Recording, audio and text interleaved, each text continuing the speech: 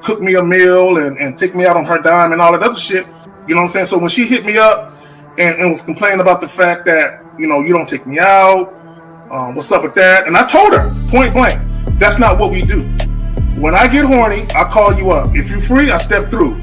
If you get horny, you call me up. If I'm free, I fall through. I'm like, that's it. That's what the fuck we do. Women don't get with guys as placeholders.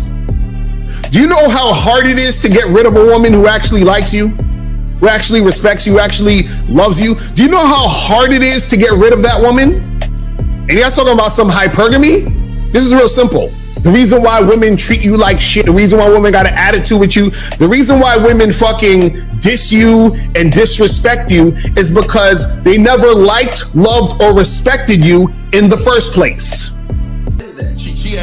Your whole story is cap, bro. Matter of fact, it's big cap. I'm gonna call you the Mad Hatter.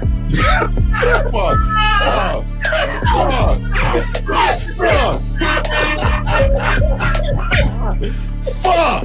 I don't know why it would happen to me to lie. You guys didn't even know me. Why would I lie to you? Let's say you did. You act like you've never had sex a day in your life, bro. What it is you're lying to yourself. You're lying to yourself. That's why you can't make any progress, bro. All the sex that you've gotten, I'm pretty sure it's handed to you. When a woman meets a man that's valuable and knows who the fuck he is, she knows that she can never overpower a nigga with game or a real dude or a man of value and not even to say a man of value, because that sounds too much like what other niggas be saying. What I really mean is a man that knows his value. When a woman is dealing with a man that knows his value, she knows that she cannot overpower him. So she ends up saying to herself, well, if I can't beat him, I gotta join him. But when a woman is in a room full of dudes that know they value, she knows that she has to submit. And if she don't submit, she got to get the fuck up out of the room. No matter what level she brings it to, how loud she get, disrespectful or talks fast, you have to keep your cool. You have to keep it on your energy level. So if you want her to be submissive, you want her to be calmed down, you want her to bring it down a notch, you won't yell louder than her. Talk to her like this. Yo, I don't do that. I don't know if you talk to people like that, but that's not how you're going to talk to me. That's not what I do. And if you want to continue to do that, I will show you exactly where the door is. I will escort you out, tell you have a nice trip, and send your ass right to the gulag. You'll be gone. I don't tolerate that from people in my life. For all you surface dwellers out there and shit, how does it feel following all these motherfuckers on the other side of the streets talking about don't do shit? Well, if you ain't gonna do shit, then why don't you do man shit? Don't run away from fear. Don't dwell in the past. Don't give away your power. Don't feel sorry for yourselves. Don't make the same mistakes over and over again. Don't worry about what people think about you. Why don't you do some man don'ts if you're gonna do a don't anyway? Grass-eating lion. It's sad to see so many men suffer from bitch assness, and the women know there's such at an advantage with weak men. They try to shut me up. This is the part of being a man, is standing on your squares, understanding that nobody's going to move me. I move mountains. Nobody's going to move me off my square. They need to respect your word. There needs to be a shift in behavior when you get home. They need to understand what the deal is when you're around them. There's no such thing as compromise with men. Compromise. You should be fucking at the all truck day. stop. All day. These conversations are obviously too in depth. They're too in depth with these bitches, man. What are we talking about? You're a truck driver, bitch. I come in every state and I fuck hoes. That's what I do.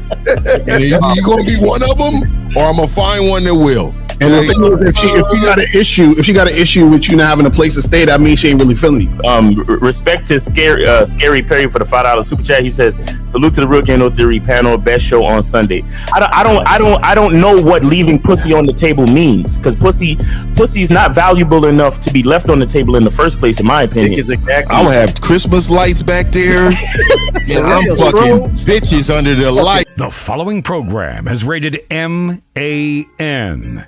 It contains assertive men who are kings of their castles. Men who don't make excuses or blame women for everything that's going wrong in their lives. Men who don't make the game about women. Instead, they make the game about the man. So, if you're into theory or use soft, weak-ass words like hypergamy, red pill, no fap, be on your purpose, high-value man, or money, clothes, and status, buddy, you're in the wrong place, and you need to go 2 doors down where the male cuddle parties and circle jerks are going on. This is a man's space. Since the fall of the PUA community back in 2007, most PUAs ran underground because they had nothing to offer.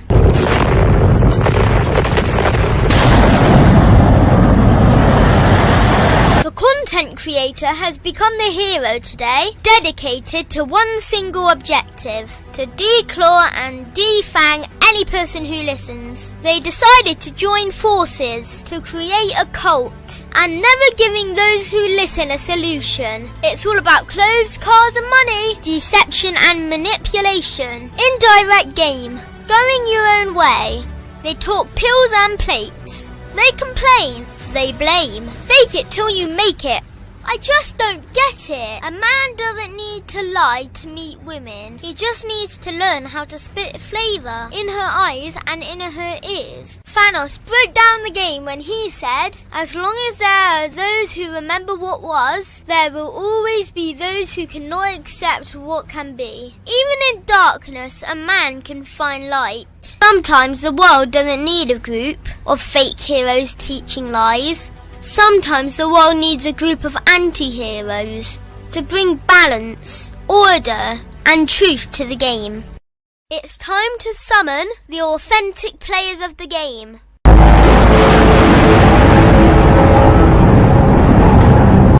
It's time to summon the authentic players of the game.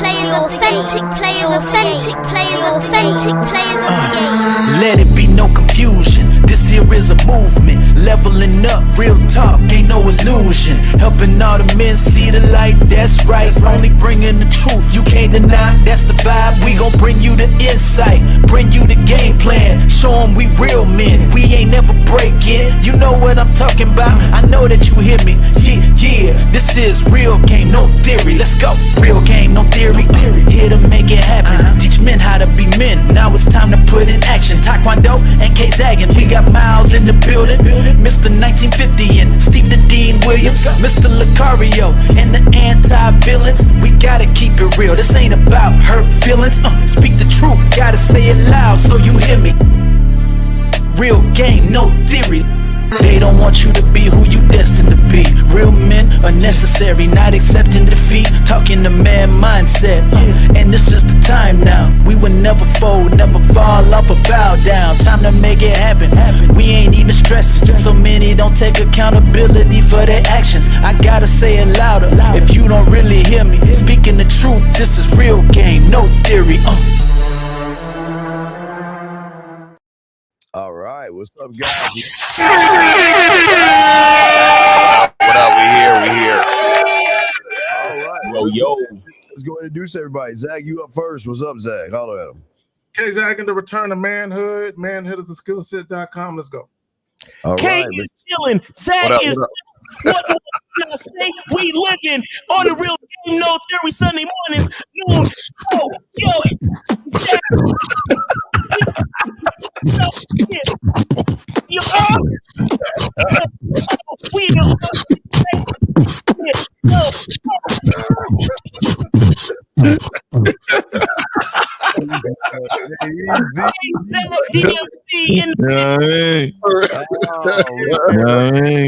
Oh man, when I'm alone in my room and I stare at the wall, Zach doing it all.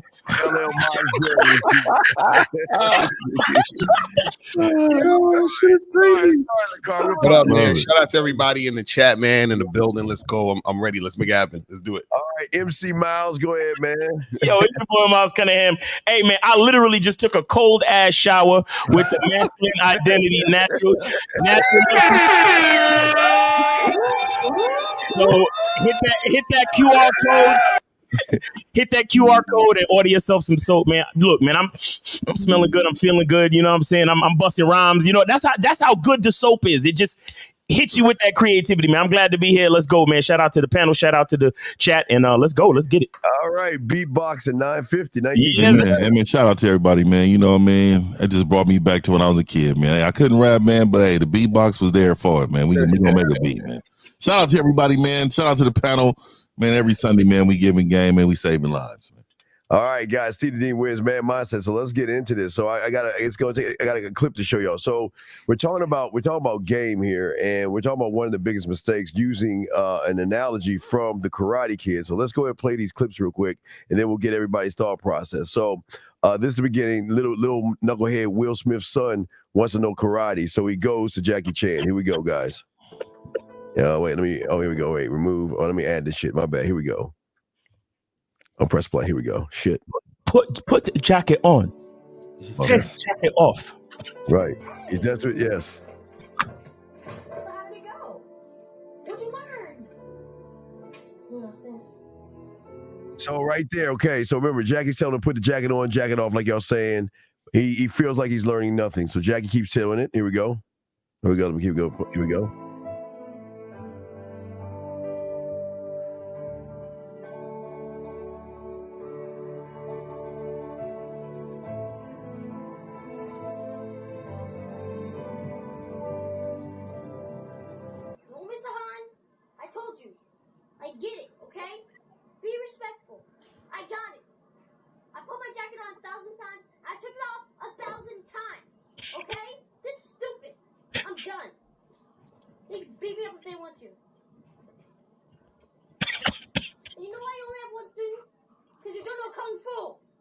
Okay, so I just want to real quick. So if you're the cardio man, all y'all know what we talking about with these guys. So you don't know kung fu. So here's the last part. Here's the most important part.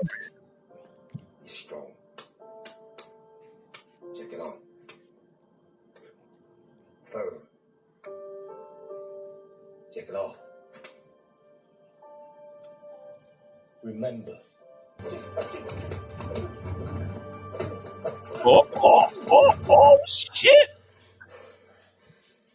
Kung Fu lifts in everything we do, Xiao Oh, shit. How we put on the jacket, how we pick off the jacket. And lifts in how we treat people.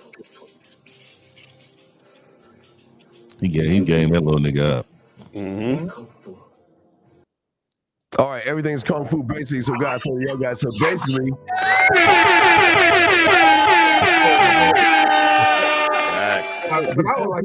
Game is in everything. And to y'all guys, let me turn this shit up too. The game is in everything, but the thing is, for those people out there, their greatest mistake is they don't want to be students of the game because what we teach is so unorthodox to their mindset. They can't see that when we tell them Miles, Lucario, Fifth, Zag, we tell them to put the jacket on and take the jacket off. They think that's not game. So they challenge their mentor by saying Lucario talks about his lifestyle. They talk about Miles. They talk about all of us, but are they students of the game? So what say you guys? Y'all have the floor, gentlemen. Let me say this. Game is infinite. You know what I'm saying? So when he was saying Kung Fu's and everything, it's not just about fighting. It's how you live life, it's how you move, everything. So when we tell guys game isn't about women, they're like bullshit. Now, when he was talking, I want guys to understand something. When he was talking about Kung Fu, it's a way of life, it's a mindset, it's the way you think. Now you can apply it to street fighting if you need it for that, right?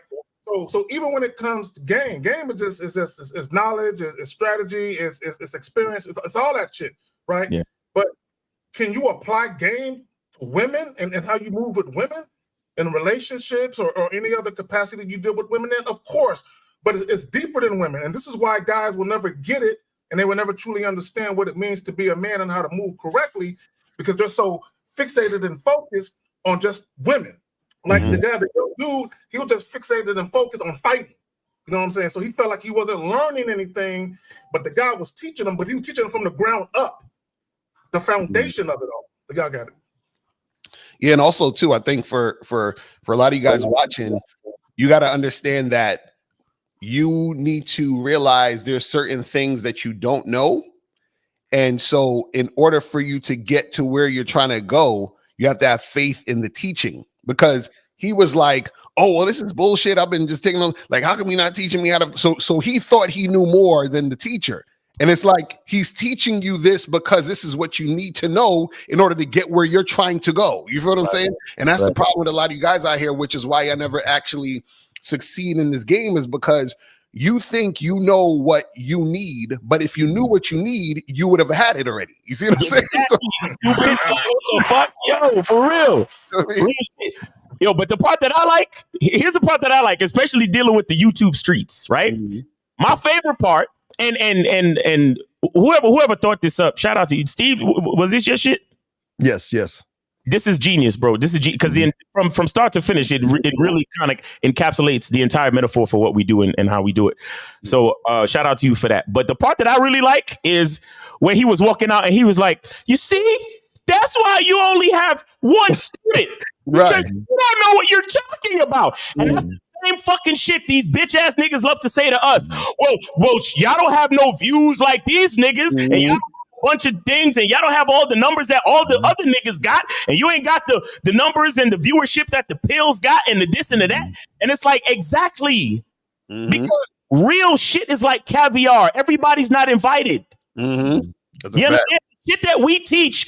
See, the beautiful part about the truth is that you don't need to believe it for it to be the fucking truth. Exactly. You understand? So in that vein, we don't need a bunch of viewers for our shit to be valid, for our shit to be the realest shit you ever gonna hear.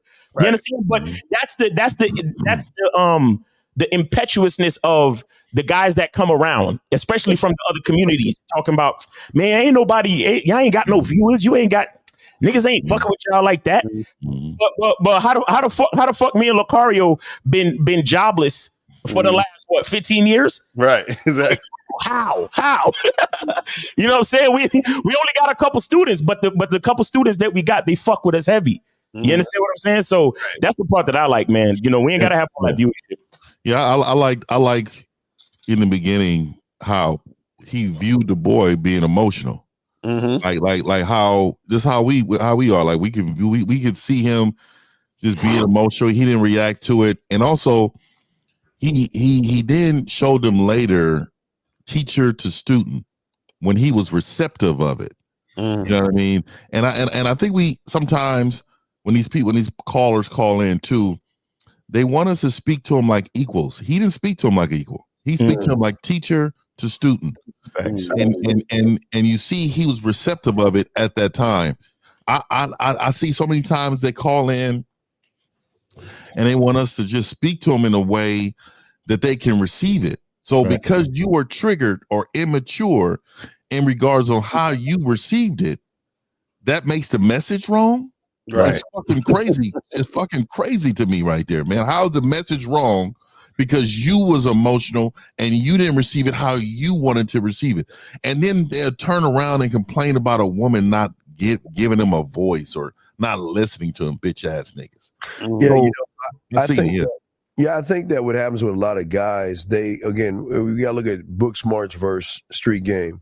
So if you look at book smarts, what is the environment? The teacher is nice, kind, warm, understanding, thoughtful, will give them validation, pat them on their fucking head, give them stickers if they do one thing right. So their expectation of the training is probably from the book smarts. But then when they get grimy into the game, when the Serengeti, where the motherfuckers that have game are talking, where they can't handle that. You know, it's too much. Why is he talking to me like that? Because Mr.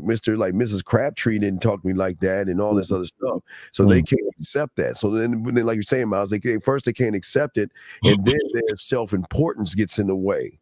So then they think they know more than the motherfucking teachers. Who do you think you are, Miles, on the 50 and Lucario or Zach? Who do you think you guys are? You don't have game.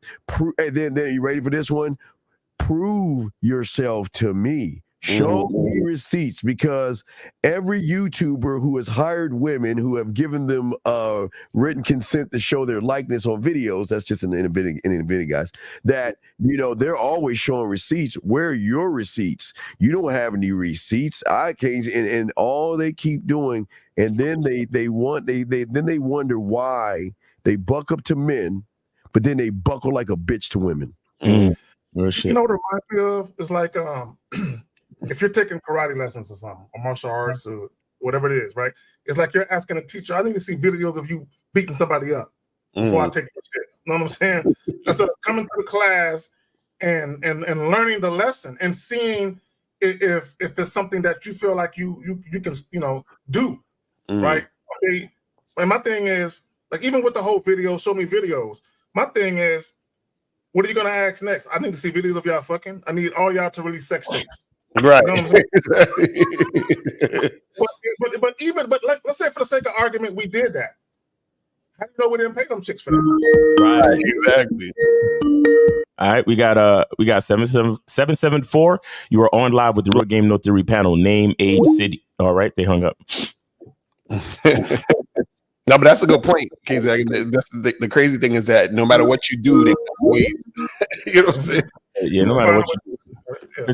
Because her ass ain't gonna be fat enough, and you should have showed her face, and you should have had better lighting, and we don't know if that's you actually fucking her for sure, and it's gonna be over. And then I just feel a way about trying to ever prove something to another man. Or Right. why am I proving to anyone outside myself? You know what I mean? It's fucking crazy. It makes me feel away. We got 774. 774. You were on live with the Real Game No Theory panel. Name, age, city. What's up? 774.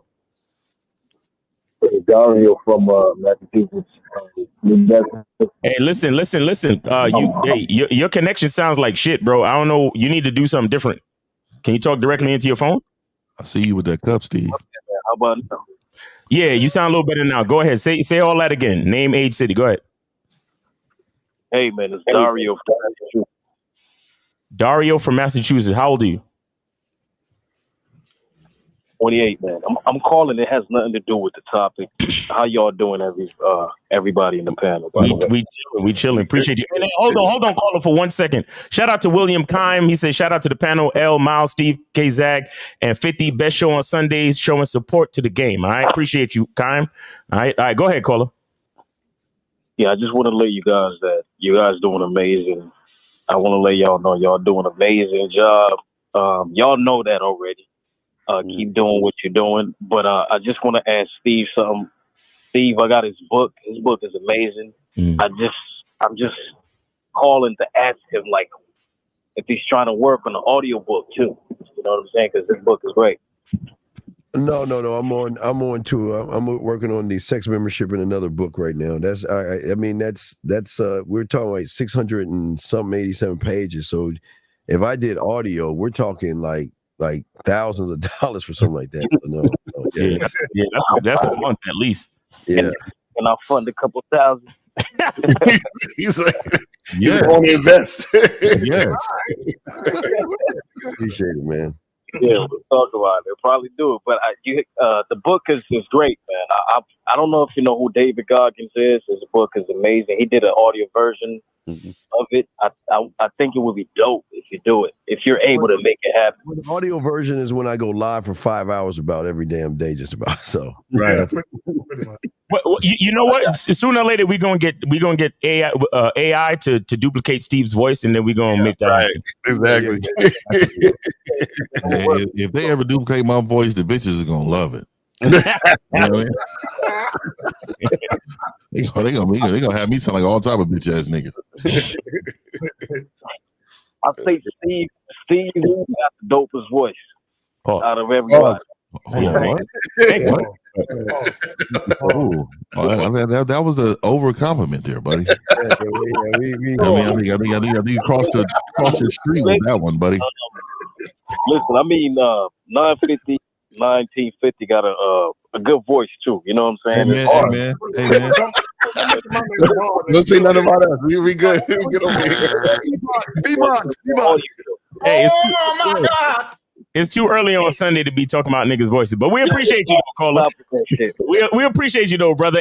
You have any other questions or anything else going on with you? Nah, that's it, man. I just wanted to let Steve know that because his book is great. I think it's good for it. It would be good if he do an audiobook too. All right, good, cool.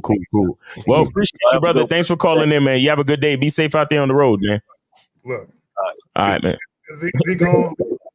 Yo, he really wants to hear Steve's voice for like 7 hours a day. Yeah, and after he said what he said about me, I made sure I didn't say nothing else to him because I didn't want to speak in his ear. You're not hearing me no more, nigga. Yo. Oh, man. All right, here we go. All right, we got Anonymous. Anonymous, you on live with a Real Game No Theory panel. Name, age, city. What's up? Yeah, my name is Jason, and I'm calling from Texas. So, Jason calling from Texas. How old are you? Oh, about 20. 20. All right, go ahead. Yeah, so I was listening about the book that Steve was talking about. So since I have my mindset right now, and do I have to like get coaching from Steve to understand the book from his point of view? I mean, that would make sense. Yeah. A book is a book, right? As you read the book, if the author is good, as you read the book, you will start to understand the author's mindset. That's the purpose of a book, right? Well, yeah, and you wouldn't want to get coaching from nobody else but the writer. I mean, that would. The writer, right? You call me up, I'm like, excuse me, what are we talking about here? Chapter what? That's all I just wanted to know, sir. Y'all have a good day, all right? Okay, appreciate you, brother. All right, take it easy, bro. It was a good book, though. So guys, call up 919-647-9392, 919-647-9392. You feel what I'm saying? If you got a question, put you in the chat. To talk about the title, man, I think one of the biggest problems that men have today is pedestalizing the feminine. When I say the feminine, I mean in all forms, meaning pedestalizing females, pedestalizing beauty, pedestalizing, sex with women, and just pedestalizing all the wrong things that take away from the purpose of a man. You know what I mean? Like, I think that's the biggest problem. Like men, like dudes, like little boys, like think that they're worthless. I saw a reel the other day where this lady, she's like she got a son, and the son came home to her. It was like his first or second day in like kindergarten or first grade. 215. Hold on 1 second. And the son was saying how the teacher is very like patient and understanding with the female students, and very kind of like short and curt with all the boys are doing something bad every time they raise their hand or something like that. But 50, you was gonna say something? No, I was saying, I remember my grandfather was like, a woman she even earned you opening the door for.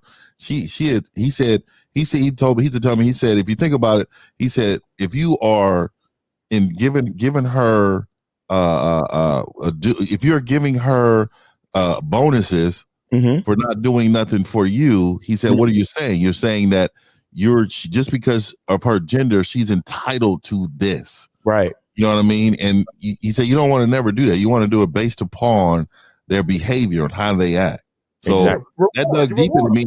And then he also said, if you walk in front of a woman going inside of a door and you feel away, he said, that's because you've been indoctrinated to feel like they're supposed to go before you. Facts. Not earning it. Well, and here's the thing, because it's preferential treatment. Basically, we have a call, but go ahead. Yeah. Let's go. Oh, okay, cool. All right, so we got 215. You're on with the Real Game No Theory panel. Name, age, city. What's up? 215. Go ahead. 25, Harrison. Okay. All right. Listen, bro. I'm gonna need you to speak directly into the phone, bro. You sound terrible. Can you hear me? Yeah. Go ahead.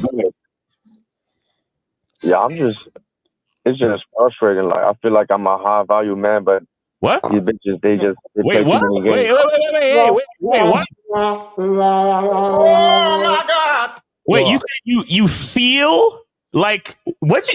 Start over, my brother. Start over, so we can really understand what's going on. Please start over. So I'm a high value man. Like I do everything right.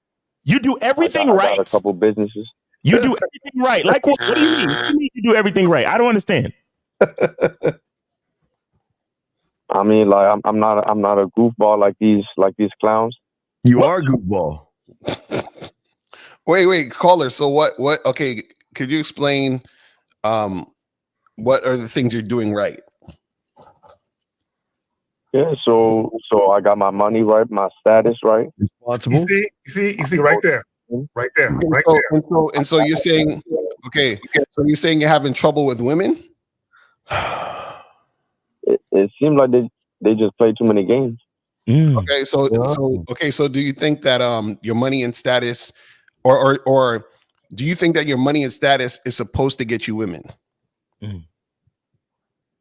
Yeah, I mean it's supposed to help. Hey, how? Tell us how. Jesus Christ.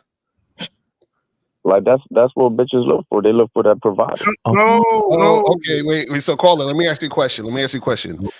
If you see a chick and you just want to fuck, right? Does that chick have a chance of being your girl? Like you ever see a girl, you be like, I'll smash, right? But you ain't gonna wife, right? Because you're like, she ain't really my type like that, right? What if that girl thought because you're smashing, you're gonna be her boyfriend? What would you say about that woman? You would say she's like delusional or she's crazy to think that you're gonna be her man, right? Huh? Right. So what happens is that when women are dealing with you because you got money or status, that means they're just using you for that, but they don't really like you. That's why you're having trouble.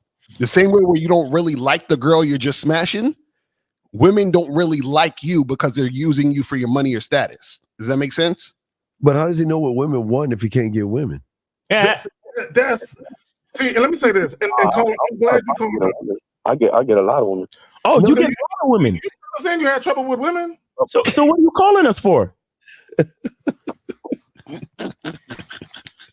See, and when I hear status, people don't understand status is subjective. So it's opinion of others. Yeah. What you may or may not have. Right. Well, if that's the case, think about that. That has nothing to do with game. We talk about what somebody else thinks. So all right. So caller. Let's get down to brass tacks. What do you want from us today? How can we help you, sir? Because you get a lot of women. Your money's right. Your mind is right. You do everything right. And you get a lot of women. So how can we help you today? No, it just seems like they just play too many games. They don't go and follow my lead. Okay, I got it. See, caller, this is a perfect title for you. Your biggest problem is you were indoctrinated to believe that being a man was about what you achieve and what you acquire. You never learned how to be a man because you just said women don't follow your lead. So if a woman doesn't follow your lead, she doesn't look at you as a would-be leader. Caller, have you ever heard the word deference? Deference is one of my favorite words. Deference means humble submission and respect.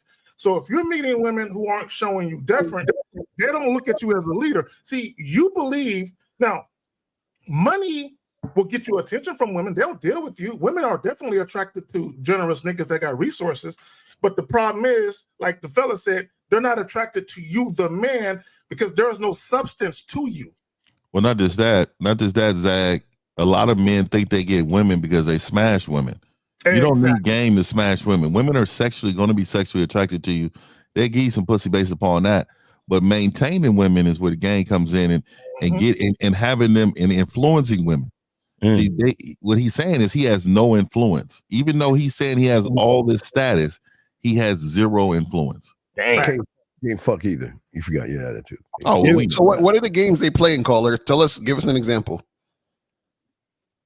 No, it's just they don't. I mean, no, give us a story of what's the last girl you was dealing with and what type of games is she playing? What does she do? I mean, so the last bitch I was dealing with, she actually approached me. Like we was at the coffee shop. Okay, listen, caller. Listen. We're not. You called us up so we can help you with problems. So just get to the part where there's a problem and stop interjecting all the shit that makes you look like a high value man. Okay, just get to the part where she was fucking with you so we can help you. Get to the part where she's playing games. Why you calm your ass down? I'm gonna get there. You see? Well, you don't need to get. Well, that's why you having That's what you're talking about. Remember the young man in the beginning in the movie.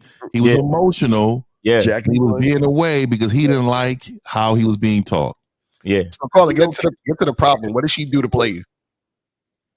So she wanted something serious. I didn't want nothing serious, so I was direct. I said, "No, I just want something casual." And then they just stopped after that. Like, ooh. So wait. Let me ask you a question. So she approached you, right? And did you go on a date with her or something? Like, what happened? Yeah, we talked. We talked for a good 30 minutes, and we ended up seeing the new Saw movie. And then see, after that, the movie. Wait. Hold on. So a woman approached you, and then y'all talked for a whole half an hour, and then you took her to a movie. I mean, it wasn't that same day that I took her to the movie. We went out maybe a couple of days later. So okay, so hold on. So she came up to you, y'all talked for half an hour, and then a couple days later you went to the movies. Yeah. Okay. And then that's when you told her after the movie you trying to smash? So after that, the next couple of days we met up again. Well, the next week or so we met up again, and we got a couple of drinks, and I told her, I said, because she asked me what I was looking for, I said just something casual, nothing serious, and she was like, why is she asking you what you're looking for instead of you letting her know what the fuck you're looking for? If you are this high value and high status or whatever the fuck you think you are kind of guy, don't you think that guy's gonna tell the bitch exactly what he's looking for so he doesn't waste his fucking time, caller? But go ahead, answer that. That's what I just did, though, Steve. No, you didn't. No. This caller, this is where you fucked up. Okay, because I'm certain that during the time that it was in between dates, you were talking on the phone and carrying on with her. This is what you did. You took her out on multiple dates, and because of that, she thought maybe you wanted something more than just sex because of your actions. So then, when she asked you what did you want, and you said I'm just looking for something casual. She's looking at you like, what the fuck is this? Because here's the thing. If you wanted something casual, why did you even take her out at all? Yeah. Ask her to come over? Yes, when she came up to you and you were speaking to her for those 30 minutes, that's when you should have said, come to the crib so we could smash. Why are you taking her to the movies and going for drinks? Caller, let me ask you a question. When you say when not realistic, caller. Here you go. Oh my God. Hold on one second. Caller, listen, let me ask you a question. When you say I'm looking for something casual, what exactly do you mean? I just want to fuck buddy.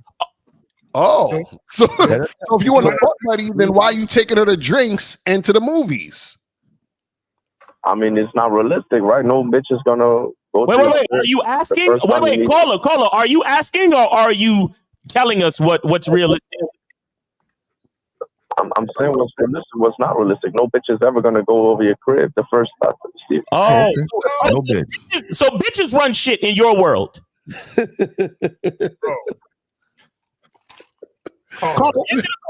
Caller, answer the question. Women run shit in your world, correct? No. So what did you're totally confusing me, sir, because you're like, ain't no bitch gonna go for this, and that's not realistic because bitches ain't gonna go for that. But bitches don't run shit in your world. So who runs shit in your world then, bro? I do. Okay, so again, why didn't you tell the bitch exactly what you wanted her to do? So that day that I was at the coffee shop, tell her to come over. Yes, the day when she approached you, that's when you tell her to come over because you want something casual because you're just trying to fuck. Call it. Let me ask you something. This yes or no question. Have you ever heard of a thing called a one night stand? Yeah, I have plenty. Nigga, what the? Bro, you contradicting yourself. If you just said a chick ain't gonna fuck like that, how the fuck did you ever have a one night stand? She seemed a little more innocent. The one night stand, that shit was at the club, at the bar. Did you hear him? Did you hear him? That one seemed a little more innocent. Okay, this is what he did. Caller. She seemed a little bit more innocent, so her innocence makes her more important, and she could call shots in your situation. This is what he did. This is what he did. Caller, this is what you did. Okay, this is how you know you ain't got no fucking game. This is why you have trouble with women, because you switch up what you do based on what type of woman you think you're dealing with. See, when you at the clubs and the bars, you're like, man, I'm fucking with these hoes, man. I'm just taking them back to the crib. But when you met her, you're like, oh, I can't talk to her like that. She seemed like she's a little churchy. I got to take her out a couple times and then try and smash.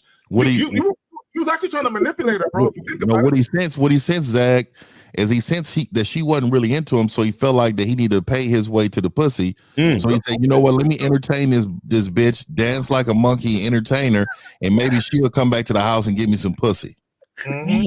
But I thought he does all the right things and gets a lot of bitches. I don't understand. I just don't understand. Because he's high value. Right, he's high value. Bro, how you high value, you get a lot of bitches, you do everything right, but you can't tell a bitch what the fuck you want her to do because she look innocent. What kind of shit is that? Crickets. Hello? I see you still there, caller. Did you end up smashing the bitch? Hell no. No, I mean we stopped talking after that. So you went on all these dates, and so that method didn't work, and then you're calling us saying there's no other method than that. So let me ask you a question. Did this girl play games with you? I'm gonna take responsibility. It was me. Oh, there we go. So she's not playing games because I didn't hear no games she was playing. Wait, pause. I have to give you a gold star because, sir, you took responsibility for your situation, and I want to applaud that, bro. Honestly. That was the part where he put that jacket on. Right. Good for you, bro. Good for you. That's the first step to fixing the issue. Right now, once you realize that, bro, now you got to start saying to yourself, I'm the one that holds the power to change my situation. So when these chicks come at me, I need to tell them exactly what I want them to do. And if they're not down for it, then fuck it. Because, bro, like you said, you get a lot of women. So what's the point of getting stuck on one bitch that seemed innocent and then you're going to try to play her game just so she could use you for dates and then leave you with a dry dick? Right. You see what I'm saying? Right. If you called up talking about you a high value man, you get a lot of bitches, your money's right, everything's cool. So it's time for you to actually embrace that value and that power that you say you got and tell these females what you want. And if they're not down with it, tell them to get the fuck on. Or you can embrace that you ain't shit and you know nothing and you need to learn game. You have two choices. Well, caller, how does he again? I think 28 or 20. 28. So caller, let me ask you a question. You're 28 years old. What are we in? We're in October, right? In the last 30 days, how many women have you dealt with that are still around that you can call right now to come over? One. Oh, one? Is it? That's all? Mr. High Value Man? I get bitches? One? I guess you gotta get your status up. Yeah, that's right. It's low status right now. I can see if he was 18, but he's 28 and he still believes in his high. Who the fuck lied to you and told you about that? So caller, let me ask you this. I'm gonna start asking every caller this. Caller, what have you learned from this call? I learned that be more direct. Okay. Every time. And what else? But I'm gonna be honest. Like even the ones that appear innocent still be direct. He can't be with. Bro, okay. Okay. You have learned nothing. You need to learn that. I need to find one of you motherfuckers to learn game. That's with the key thing you need to learn. Because what you think you know nothing. and you being direct ain't shit because you ain't even direct with your own goddamn self. So how the fuck are you gonna be direct with a woman? Which you should have learned and said in 1950. What I learned by even listening to guys and watching that video in the beginning, I need a fucking mentor to wake my ass up. That's what you should have learned. Let me say this, caller. You need to listen, and all you do is listening. Stop trying to judge women based on how they publicly present themselves. Exactly. That's who women present themselves to be publicly is not the same chick you're gonna get privately. So I don't want to hear nothing about this innocent shit or none of this. None of that matters. At the end of the day, you run your shit the way you run it. It doesn't matter about the woman. You should never switch up what you do based on a woman. Y'all got it. Caller, do you agree that a woman can look innocent but actually not be innocent? Yeah. Okay, so what does it matter on how she look? And why should how she look affect the way you do your thing, where you're you no matter what? I'm gonna be honest, because most of the bitches I dealt with was like hoes. Like this one didn't appear like that, so I kind of put up on a pedestal. So okay, cool. At least you admit that. But here's the thing: if you're looking for something casual, what the fuck does all that matter? Right, exactly. Aren't you trying to fuck the quote unquote hoes if you want something casual? I mean, potentially, obviously, I want to settle if I find the right one. Oh, so the truth comes out. You actually looking for a fucking girlfriend. I mean, I'm not in a rush, but like, nigga, no, stop. You see, this is not what men do. Look, we're not in the gray area, my nigga. Because once you get in the gray area, that's when you start getting to the rainbows. You understand? Because with a man, it's either black or motherfucking white. But once you start to get into any other color, you might as well just go straight to the fucking rainbow. You understand? So it's either you want something casual or you looking for a girl. Make up your fucking mind, because any other thing is you being inconsistent. And bitches don't get down with inconsistent niggas. Right, and that's why you're having trouble now, because part of you is like, I want casual. It's slow. You're not gonna rush in this shit, right? No, caller. This is what you got to understand, right? You have to be one way. You understand? So if you say you want casual, that's what the fuck you about. You understand? Now you can say at some point, listen, I want something more serious, and then you want that shit. But what I'm saying is that you can't be, well, I want casual, but then I want something serious. I want casual, because basically that's what you did with that girl. You wanted something, you wanted to fuck her, but at the same time, you was whining and dining her and dating her like you wanted a type of relationship. So you're doing two things at once, which causes confusion.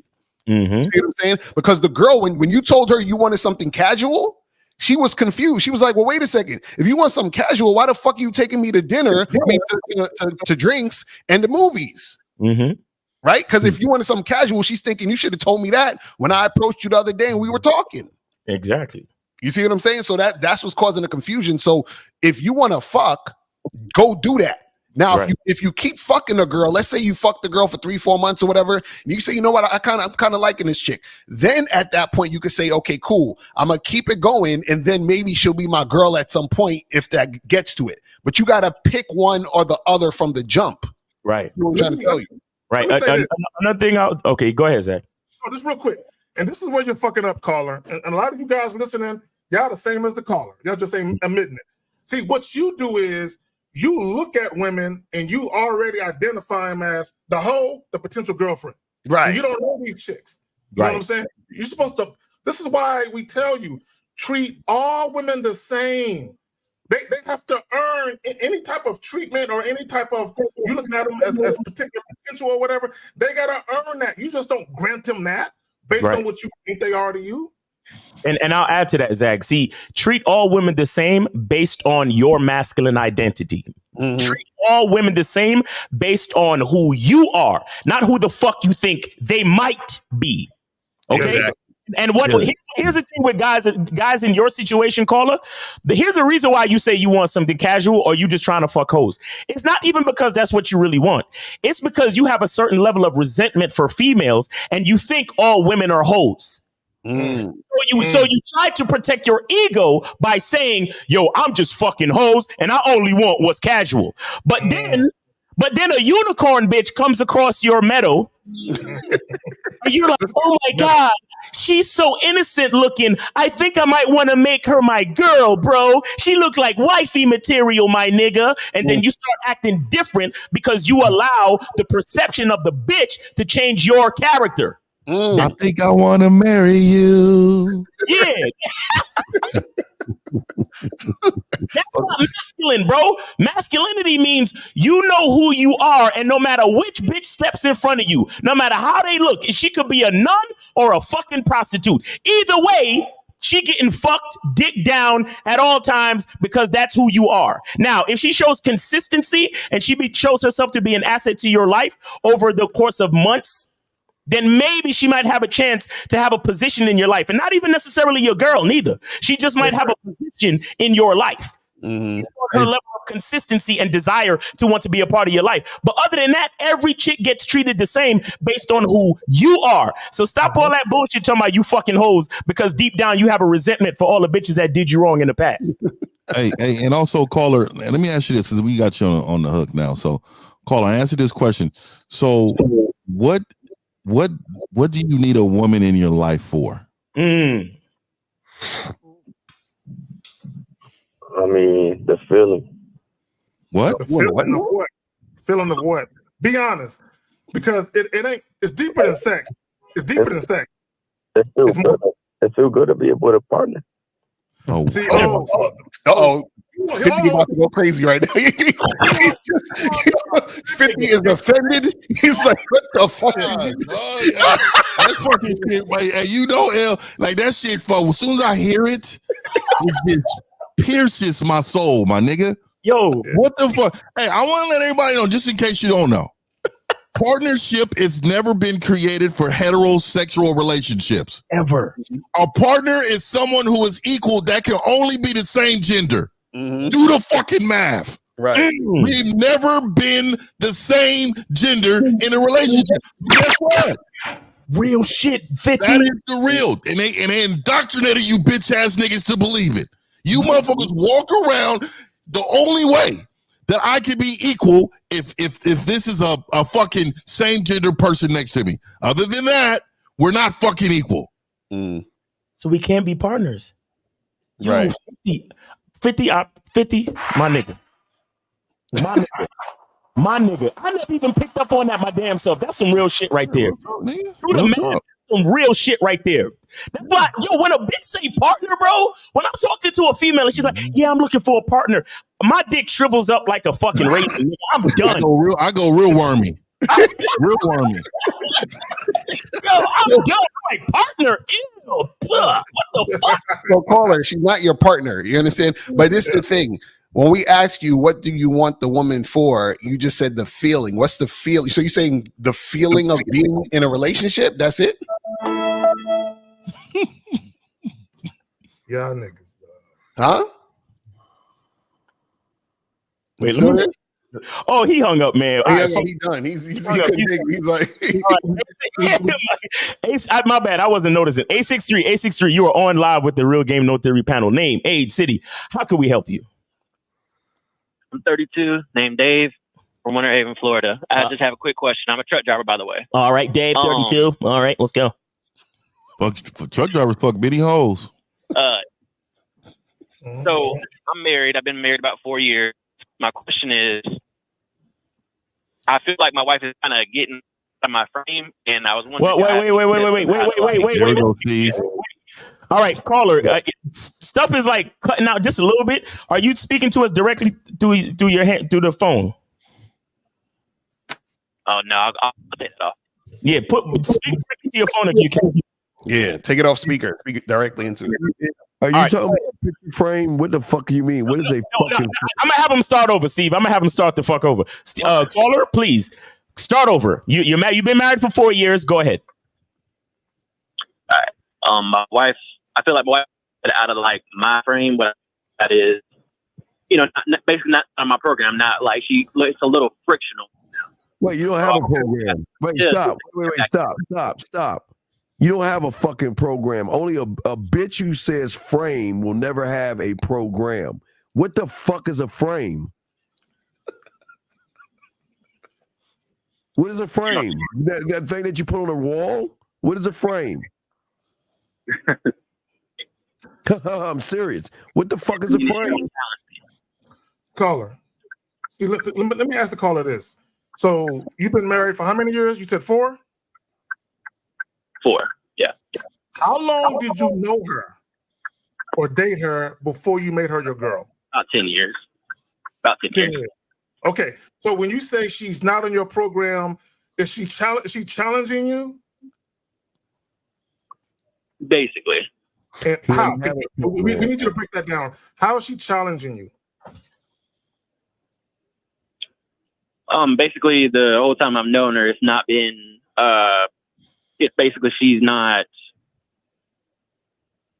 been against me in any kind of like decision making. She's always. I've always been the leader for her. Okay. He said the whole time. So this is before you married the bitch, right? But she's always been the leader. But I want to know how she's challenging you, though. Yeah, how is she challenging you, though? Tell us. Challenging you. Get to that part, please. Being very, basically being very argumentative, not being very agreeable. Okay. All right. Hold on. So listen, let's do the timeline. So you've known her for 10 years? Yes. Altogether? Yes. Okay, so that means you was dating or fucking around for 6 years? Yes. And then you got married, and now when did she start to become argumentative and start being combative with you? In what year into marriage? Just this year. Just this year. How many months ago? Yeah. 3. I'll say about 3. Yeah. About 3 months ago. And you never noticed any telltale signs of this in the entire 10 years, but even before you got married, you ain't noticed no signs of this at all. Not that I know. No, not at all. So caller, are you a long distance driver? Yes. Yeah, she got some new dick. Yeah. There's some new dick involved. See, and she's probably had it for a while, but she's probably just fed up with you now. So what has she ever cheated on you ever? No, not that I'm aware of. Okay. So you guys got kids together? One kid. One kid. How old is the kid? 2. Get that DNA test. Yeah, get that DNA. Get that DNA. How long you been a long distance driver? 5 years.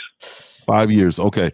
And so let me say this. How long are you gone out of the year, would you say?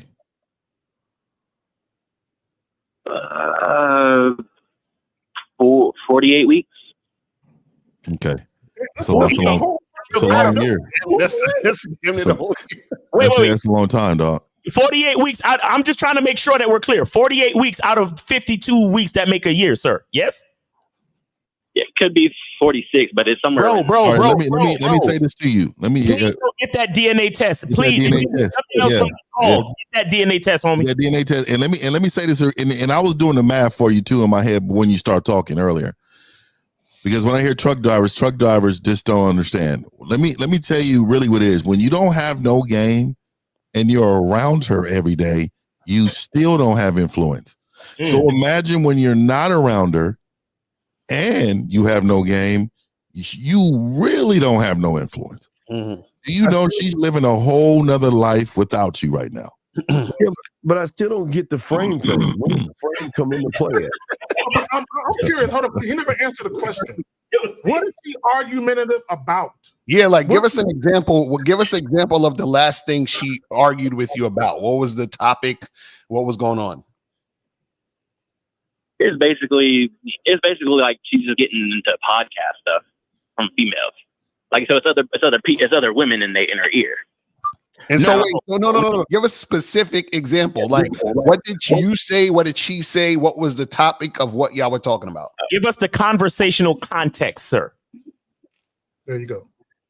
Basically about, cheating, knowing how men are. Sir. Give us what you said and then give us what she said. Specifically. Bro, we're trying to help you, bro. You got to be specific. Come on, man. Yeah, I got you. Sorry. Trying to remember the conversation. My bad. She basically was saying that I'm sorry. I'm trying to put it together in my head. Because Caller, think about it this way. Hold on. Because you're saying that you're talking to her, she's being combative, so forth and so on. So what we're saying is, what type of conversation happened? Meaning, did you call up your wife and say, "Hey, how's your day?" And she's like, "You know what's wrong with you, man? Like what happened, bro? Give us an example, man." Yo, tell us what happened, bro. Stop, yo, caller, stop, yo, caller, stop. Here's what I need you to understand. It's either you called here today to get some fucking help or no. Tell us what happened or hang up the fucking phone. I'm tired of you motherfuckers trying to protect your ego. Your life is already fucked. That's why you called us. So stop fucking pussyfooting around and tell us what happened. Mm-hmm. And tell us about the frame too. I can't see, y'all niggas is always trying to fucking protect your ego. You're already fucked, bro. Yeah, Stop. you're already fucked, man. You gotta get help, dude. Caller, go ahead and tell us what happened. What did y'all fight about, man? What did y'all argue about? Did he hang we were up? arguing about me not spending enough time with her, obviously. I know that was coming. You know, she seeing other relationships, right, every day with her friends. And okay.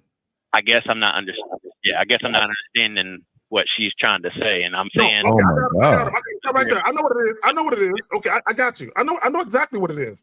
And number one, like 50 said, you have no influence. So she's comparing your relationship or marriage to other people. So that means other people outside of the house got influence, you have none. Let me tell you what's going on. Have you heard of attraction of proximity or proximity attraction? Have you ever heard of that phrase? Yes. Okay.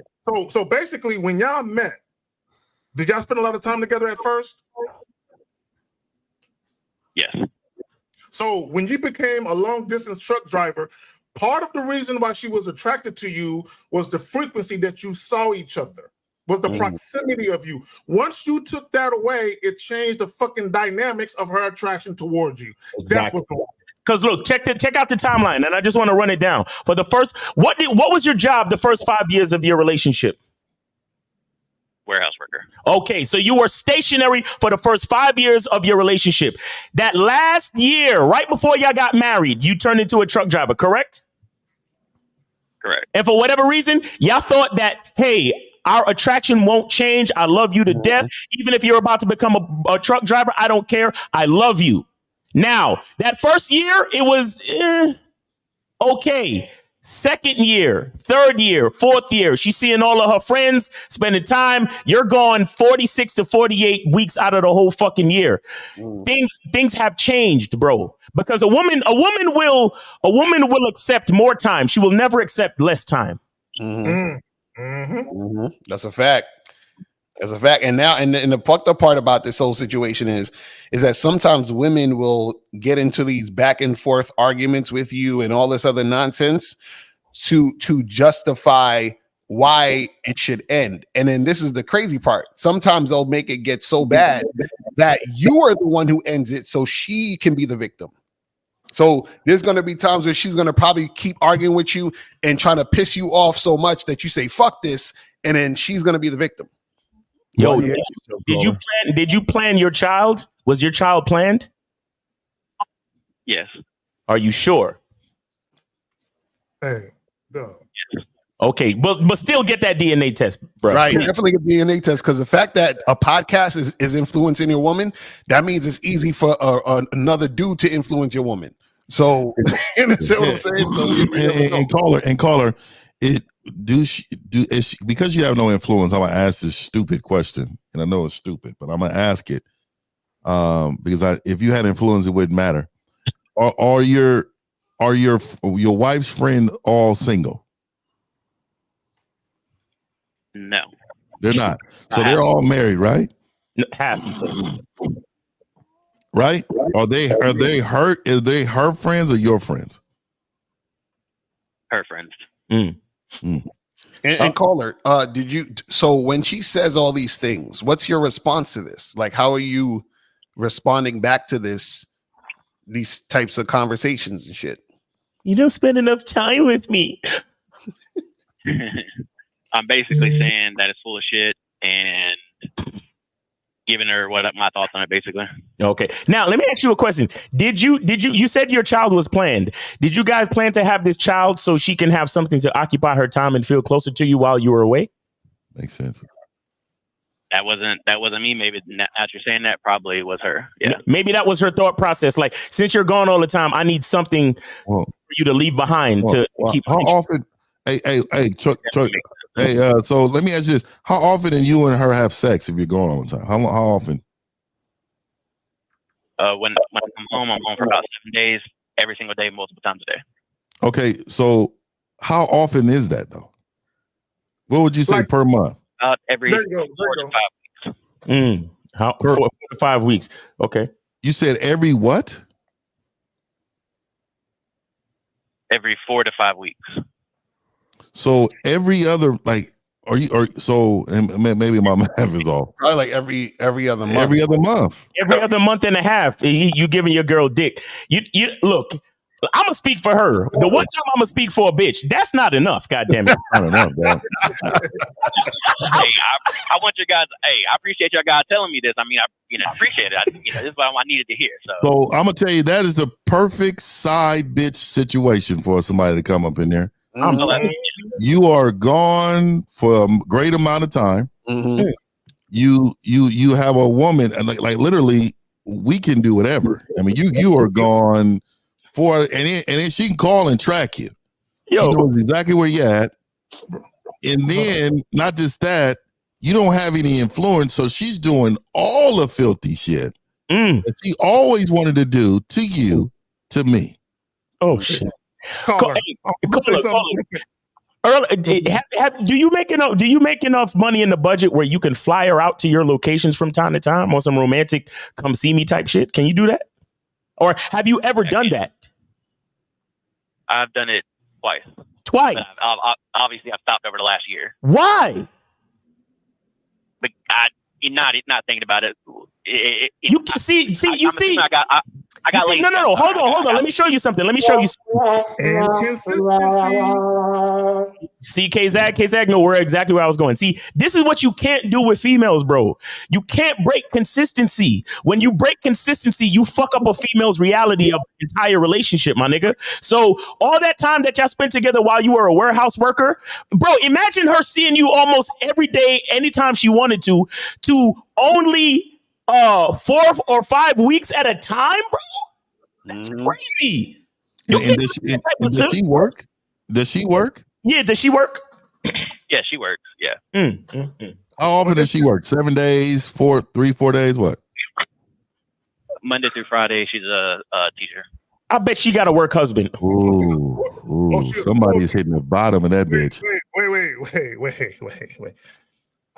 Bro, she probably fucking with the PE nigga, dog. You know what I'm saying? Yo, would it be disrespectful if I ask you for your wife's Instagram? This stupid. Can I ask you guys another question though? By the way, because like my rationality of it, but well, I think I'm being rational. Is I can't make this amount of money back home. I'd be taking half a pay cut. Right. It doesn't matter. I would never go back on me based upon the behavior of a woman. Mm-hmm. You can't do that. So you already fucked up because your leadership sucks, right? So 50 can be gone 4 to 5 weeks out of a month. You know what I mean? I can do that. But the because she sees no value in you being gone that long, because she sees no value in you. So what I'm saying to you is this is what I would do. I would really get some coaching and learn how to strengthen who you are as a man. And then you can apply some of these rules to the relationship, because you have no rules right now. She's dictating. You didn't even want the baby. She wanted the baby. And you gave it to her because you felt like, okay, this is how I can keep her. Because you knew you was losing this woman. You felt it. Oh my God. Some real shit. Precision game. God. Yeah, and also too the fact that your chick is getting influenced by podcasts. That's not good, because you see the thing is because then I asked you what's your response. You're like, oh, that's some bullshit or whatever. That's not a good response. No. See, the response is supposed to be something to where she needs to look at you like you're the one who's right and they're the one who's wrong. You see what I'm saying? And if you can't do that, then you understand what I'm saying? Caller, listen to me. What exactly made you stop scheduling for her to come see you on the road? Basically, I got into a little bit of a financial trouble. I had to dig myself out of it. And okay, so see, that's what we're talking about with leadership. See, that's what we're talking about with leadership, bro. And that's why game is not just about women. Game is about everything. Because listen, if you understand leadership, right? Here's what you would have said to yourself. You would have been like, listen, and you wouldn't have to even say this to your woman. You would be saying this in your own mind. You would be like, look, I know I'm aware of the amount of time that I give my woman, and I know I'm about to embark on this new career. So therefore, I have to make sure financially it makes sense for me to take this new career, because taking this new career means less time together. But I'm going to have to put in a budget to make sure I do these romantic flings and getaways for her to come see me on the road, or, you know, fly her out and fuck her in the back of the truck, or, you know, if it's a close enough load, you know, put the kid with the grandparents and then make her come with me on the run. So we could take a romantic road trip and stop at the waterfalls on the way. And bro, this is what leadership is about. And this is the type of things you have to have in your mind as a man if you truly want your relationship to work, because you're the leader, bro. Believe it or not, a woman is dependent on you to think about all this shit. Mm-hmm. You're not, then you're definitely gonna lose her. Now, losing her is not the worst thing in the world. As men, we lose women all the fucking time. It is what it is. But the point I'm trying to make is the reason you're losing her is because you slacked on your leadership, because you didn't realize how much time you was giving her to how much time you're not going to be giving her after taking on this new career change. Right. And you didn't make any considerations for your relationship. And that's what leadership is. You got to make considerations for all things. Just like if you're a single man, right? You make considerations for yourself because you're a single man. If you have a child, now you're a single man plus you got a kid. So you got to make considerations for a kid. You're a kid, you got a wife. That's a family. So now you're not making considerations for just a single man anymore. You're making considerations for yourself, the kid, and your girl, and the entire family. That's what leadership is about, bro. That's why we try to tell you guys, game is not just about hollering at bitches. Game is about everything. Mm-hmm. You understand? Mm-hmm. And when you guys do these type of things, and it's like, you know, you probably thought, well, if I'm going to become a truck driver, I can make more money. But you only looked at one aspect of it. Leaders cannot look at just one aspect. Right. Leaders have to look at all the aspects. Right. That's what makes it a privilege to be a fucking leader, bro. Because if you can't do that, you'll lose everything, including your girl. Mm-hmm. Well, again, I think his problem is like a lot of guys. Again, and the reason why I keep drudging back up the frame shit is because guys like you follow losers that teach you how to be a bigger loser. And then what happens is when you get a relationship, the women realizes you ain't shit. And it goes to show what happens. See, all you guys looking at all that frame and high value and status and all that shit, and you want relationships, you're not even in a relationship with your fucking self. So how the fuck can you have one with your woman? And that's why she's doing what the fuck she's doing right now, because you have no structure, no discipline, nothing. You don't even have dick discipline to charge that woman to the fucking game, because you are the female in the fucking relationship, because you're stuck in your fucking frame. Because caller, from your woman's perspective, she's like, you're abandoning me, and you're not giving me any time, and you don't care about me, and all this other thing. You're thinking, damn, I'm just doing my job and trying to make more money, right? But like Miles is saying, you got to think about all things. So you got to say, well, I've been consistent with my woman. Now that I got this new job, how do I keep the consistency at the same time by keeping this job? So you can't just forget about the consistency and think everything's going to be okay, because that's what's getting her acting out and acting funny, because she's looking for guidance elsewhere, which is these damn podcasts, which is all this other shit. And this is why you're getting the backlash that you're getting, because you're not really guiding her anymore, because what happened is that you forfeited the leadership of what's supposed to happen in the entire situation and just focused on that one thing about being the truck driver and making that money. You know what I'm saying? Let me also say this. Let me add this. See, and this is the indoctrination of, oh, you're the man, you're supposed to make all the money, and that's it. There's subtleties to that. It's more to that than just going out and try to make the most money that you can, because your desire to become a long distance truck driver to make a certain amount of money, it had a drastic impact on your marriage, right? So, and I'm not saying there's nothing. Look, gentlemen, you're supposed to get to the bag, right? Not only for yourself but for your family. You're supposed to do those things, but it makes no sense to get to the money just to see your marriage fall apart. So when you hear women say, "Oh, I want a guy that makes X amount of dollars," and all this other type of shit, what people don't take into account is if these women are married and they really love their dude or they in love with their dude, they don't want him to be going like that. Yeah, they might want the money, but they don't want a relationship where they see a dude 4 weeks out of 52 weeks. You know what I'm saying? No woman who really wants her man wants that given amount of time. So, like the fellas was saying, you have to figure out a way to balance it all. To balance getting to the bag and making sure that you don't deprive your family of your physical presence. You got this 2-year-old, and Carla, I'm gonna tell you a story. I don't want to fuck your head up, but I gotta tell you this story because, and let me just say this before I tell this story. Get that DNA test. Let me tell this story. I had a friend, right? He was fucking this chick, right? It was late at night. The little chick had a little 3-year-old. The 3-year-old had a nightmare. The 3-year-old comes into the bedroom. So the mother is laying in the bed butt naked. He laying in the bed butt naked, right? So while the baby laying there, she leaned over, grabbed the nigga's joint, and put it back up in her. You know what I'm saying? So she fucking in the bed with the 3-year-old. You don't want that to be, you know what I'm saying? And have your little kid, you know what I'm saying, right there, and just bouncing off the bed. So figure that shit out. Yeah, and also, caller, let me ask you this question before we let you go. Caller, what have you learned from this call?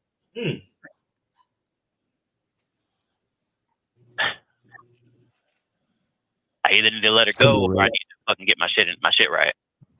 How you get your shit right by doing it? I really do. It helped me out a lot. We're not helping you out. See, you have failed then. We're not helping you out. You've already fucked up. This is why you should have said, again, he gives you the alley-oop for me to slam you motherfuckers again. You should say, I'm going to get in touch with one of you guys so I can learn how to be a fucking man. How are you missing this shit? Oh, there you go. I don't know, I guess. All right. Well, look. What's the first thing you gonna do when you get back home, Cola? Find a new job. No. Oh my God. Oh my God.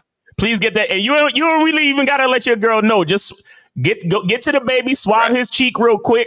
I would do it in front of her. Hey, just like this, nigga, in front of the dick. You need to figure this out. Shit, make her. You switching some shit up. I've been listening to some podcasts and shit. I got to get this DNA test. Because caller and listen to Real Game No Theory podcast. I'm going to get some DNA right now and shit. Here's the reality of it. Let me ask you a question. Has she threatened to leave you or threatened you with divorce? No. Okay, so it's not that bad. Okay, bro, but that's because the bills are being paid. Yeah, it's gonna get there. So she's valuing your money right now. Exactly. So if I were you, and it could be now that you're gone so long, our other thing is she can get to spend more time with that nigga. Who knows what's going? And call her. We're not saying that your woman is cheating, but it's a high chance. Going on with you? It's a high probability because of the frequency that you're not there. Right? Get that DNA test. Make sure, go to CVS or Walgreens or whatever. You can buy the shit for like $40. When you send it off, you got to pay like $100 or some shit like that. Do that shit to just to give you peace of mind, man. Make sure that baby is yours. Yeah. And call it. You don't. I mean, you said you fell into financial situation, so you can't fly her out. So yeah, maybe you do have to get a different job, bro, to be honest. Because if you can't facilitate more time and create more, like, more of those spontaneous romantic outings and shit like that, then you might have to get a new job or get a truck route that's not so time consuming, bro. Like, that's crazy. And also just be more of a father too. I mean, it's not even for the bitch. Just be more of a father and then call her. You know what I hate about hearing people that fall on times? They the number one problem I find is that they don't want to downgrade. So you may have to go to a small apartment. You may have to get rid of some shit, you know, to live in your means for a while to get back on top. You may have to do that. I mean, in order to get back on top, it's called, that's game 2, is strategy.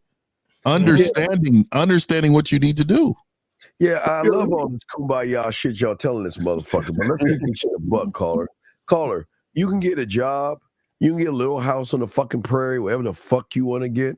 The bottom line is, when she peels back all that bullshit at your core, you're nothing but a weak, soft bitch. Meaning that in order for you to learn shit, you got to learn some game. Because it doesn't matter what you do. Go make all the changes. Listen, they're right. Go make all the changes, but you're still going to lose the woman because you have no fucking foundation. Because you ain't a student of the game. Because game is all things. And this is the problem. That's why we play that video. So yeah, go ahead and make all those changes. See, you're like those feminine ass guys that you always follow on YouTube. You go ahead and make the cosmetic changes and shit. You still a bitch making the cosmetic changes, big dog. Real shit. So call hit us up for some coaching, man. You know what I'm saying? Let me say this in closing. Consider starting a trucking business so you can stay at home. If you know enough about trucking. Once he learns some game, how much you want to bet? He can be like, man, fuck that bitch. I'm gonna go on the road and shit. Caller, we didn't ask you a crucial question. Are you getting pussy on the road? No, come on. Does she know? Well, it's kind of getting in my head. That guilt trip, I guess. Wait, hold on. So wait, does she know that you're getting pussy on the road? No. See, this is so she knows that you're getting pussy. She knows you're getting pussy, and she said that's a justifying dick. You definitely got to get that DNA test now, nigga. I appreciate you, man. This has been a good call. Take it easy out there on the road. Be safe, man. Appreciate all the truck drivers too. On some other shit, shout out to all the truck drivers, man. Y'all make America work. So appreciate every last one of y'all, man. So y'all be safe on the road. Man, we appreciate your women in the house a lot too, man. Thanks. Yeah. All right, take it easy, man. Yo, shout out to the work husbands out there with all the inconsistent men. Anyway, 372, you're on live with the Real Game No Theory panel. Name, age, city. How can we help you? 372, go ahead. Yes, Nez from London. Nez from London. What's going on? What's going on with you, man? Good, I'm good. How are you guys doing? Chilling, man. What's going on with you, bro? I'm good. Yeah, so I have a question. How would I go about manufacturing or engineering like a situation with my boss's missus on the sneak tip? Because I mean, 2 weeks ago I was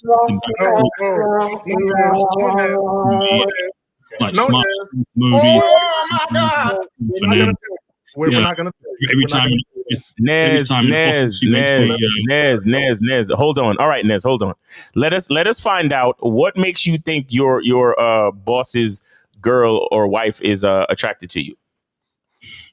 Because like a few weeks back, you know, I was texting her about something, and she was sending some smiley face emojis and hug emojis and stuff. But whenever I'm in the office, she acts super friendly and oh my God, makes me tea and coffee and brings it to my desk and this, that, and the other. And you know, so much she's just being regularly nice. Am I reading too much into it, or she's a good human being, and you think she wants to fuck? Kind of. Yo, don't you live in London? Don't chicks make coffee for niggas all the time?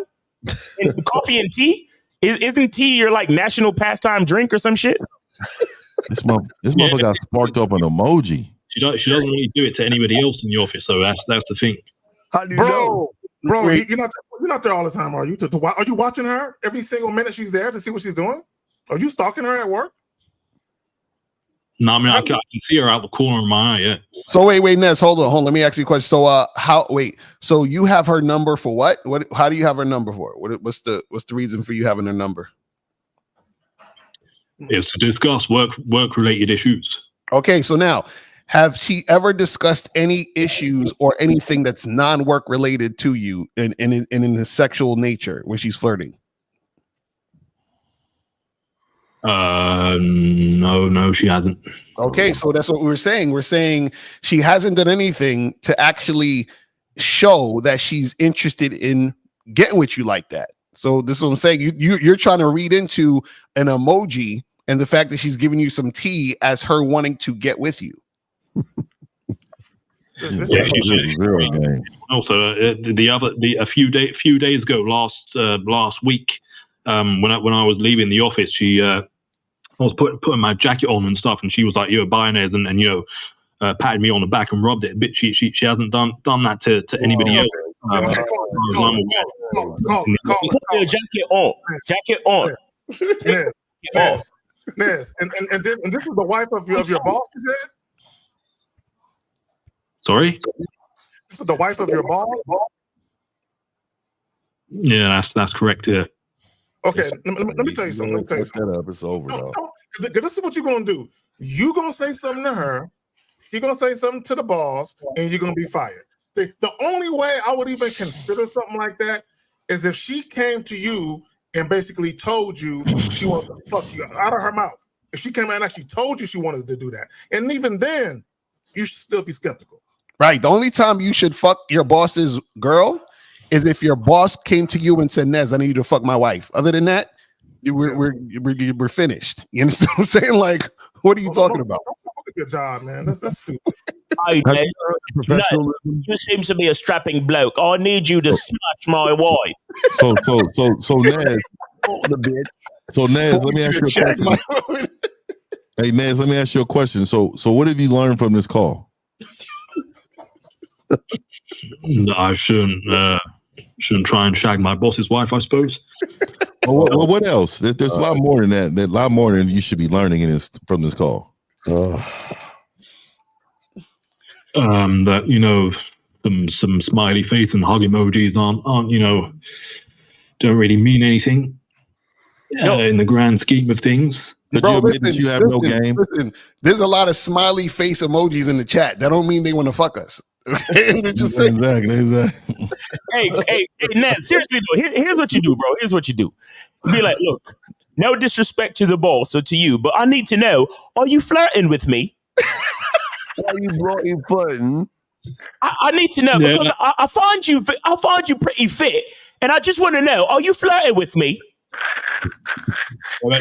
The other week she was driving me to a meeting and then she was giving me like snacks in her car and stuff. So generosity is fucking want to fuck. Just basic, like somebody offer you a bottle of water when you come over, they saying, "Oh, just fuck me." Yo, you know what it sounds like? It sounds like she's a good fucking wife because she's making sure that the employees are happy. Right. For her husband's business. That's what it sounded like to me. Was you in the car with her by herself? Was you by yourself in the car? Yeah, I was, yeah. Were you in the back seat or right next to her? I was next to her. Oh shit. Have you ever said anything to her flirting? No, I ain't. No. Exactly. So you have nothing to stand on, bro. You never tried to flirt with her. She's never tried to flirt with you. So you're just in your mind because you're attracted to her. So in your mind, you're thinking like she probably sneezed, and he was like, "Oh, she sneezed to get my attention. I think she wants to do me." You know what I'm saying? She wanted her juices on me. No, but here it is, Nez. Do you give a fuck about your job, Nez? Kind of, yeah. Okay, if you give a fuck about your job, please let it go, bro. Unless she corners you in the back of the office and she's like, "Nez, I want your shaft inside me." Unless she says something like that to you, bro, leave it alone. She seems to be just a good girl who wants the workers to be happy. Maybe do you have a decent position at the job? Do you have a critical or vital position at the job? It's fairly high up, yeah. Okay, yeah, she just wants to keep you, she wants to make sure you're happy at the job, bro. And Nez, ask her if she has a sister. Something like that. Yeah. That's an window. I'm telling you, she's gonna automatically assume, oh, he must like me if he asking if I got a double of me. Mm-hmm. Right. That's a good one. And can't nobody ever say then that you're trying to get out. I mean, I asked about her sister. Right, exactly. You know what I mean? Yeah, that's exactly what you do, Nez. Next time you're alone with her, be like, listen, little curious, you know, just wondering. Do you have a sister or a good friend that is exactly like you? There it is. It's so attractive to me, and the way you're, and just the way you wear your hair, everything is fit. Everything is goddamn fit, and I want to be a part of it. And then she'll be like, no, I don't have her sister, but you can have the real thing right here. Exactly right. Yeah. Why would you want a duplicate of me when I'm here for you now? She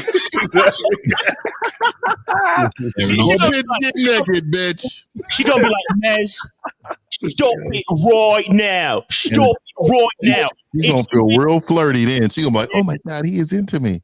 You want to shag me? Do you? Do you? You want to shag me?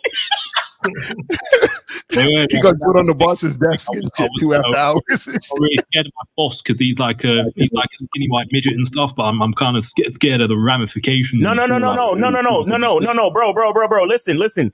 Right now, you have to pay attention to your position. It don't matter what that man look like. He has power over you. So shut the fuck up about that. Mm-hmm.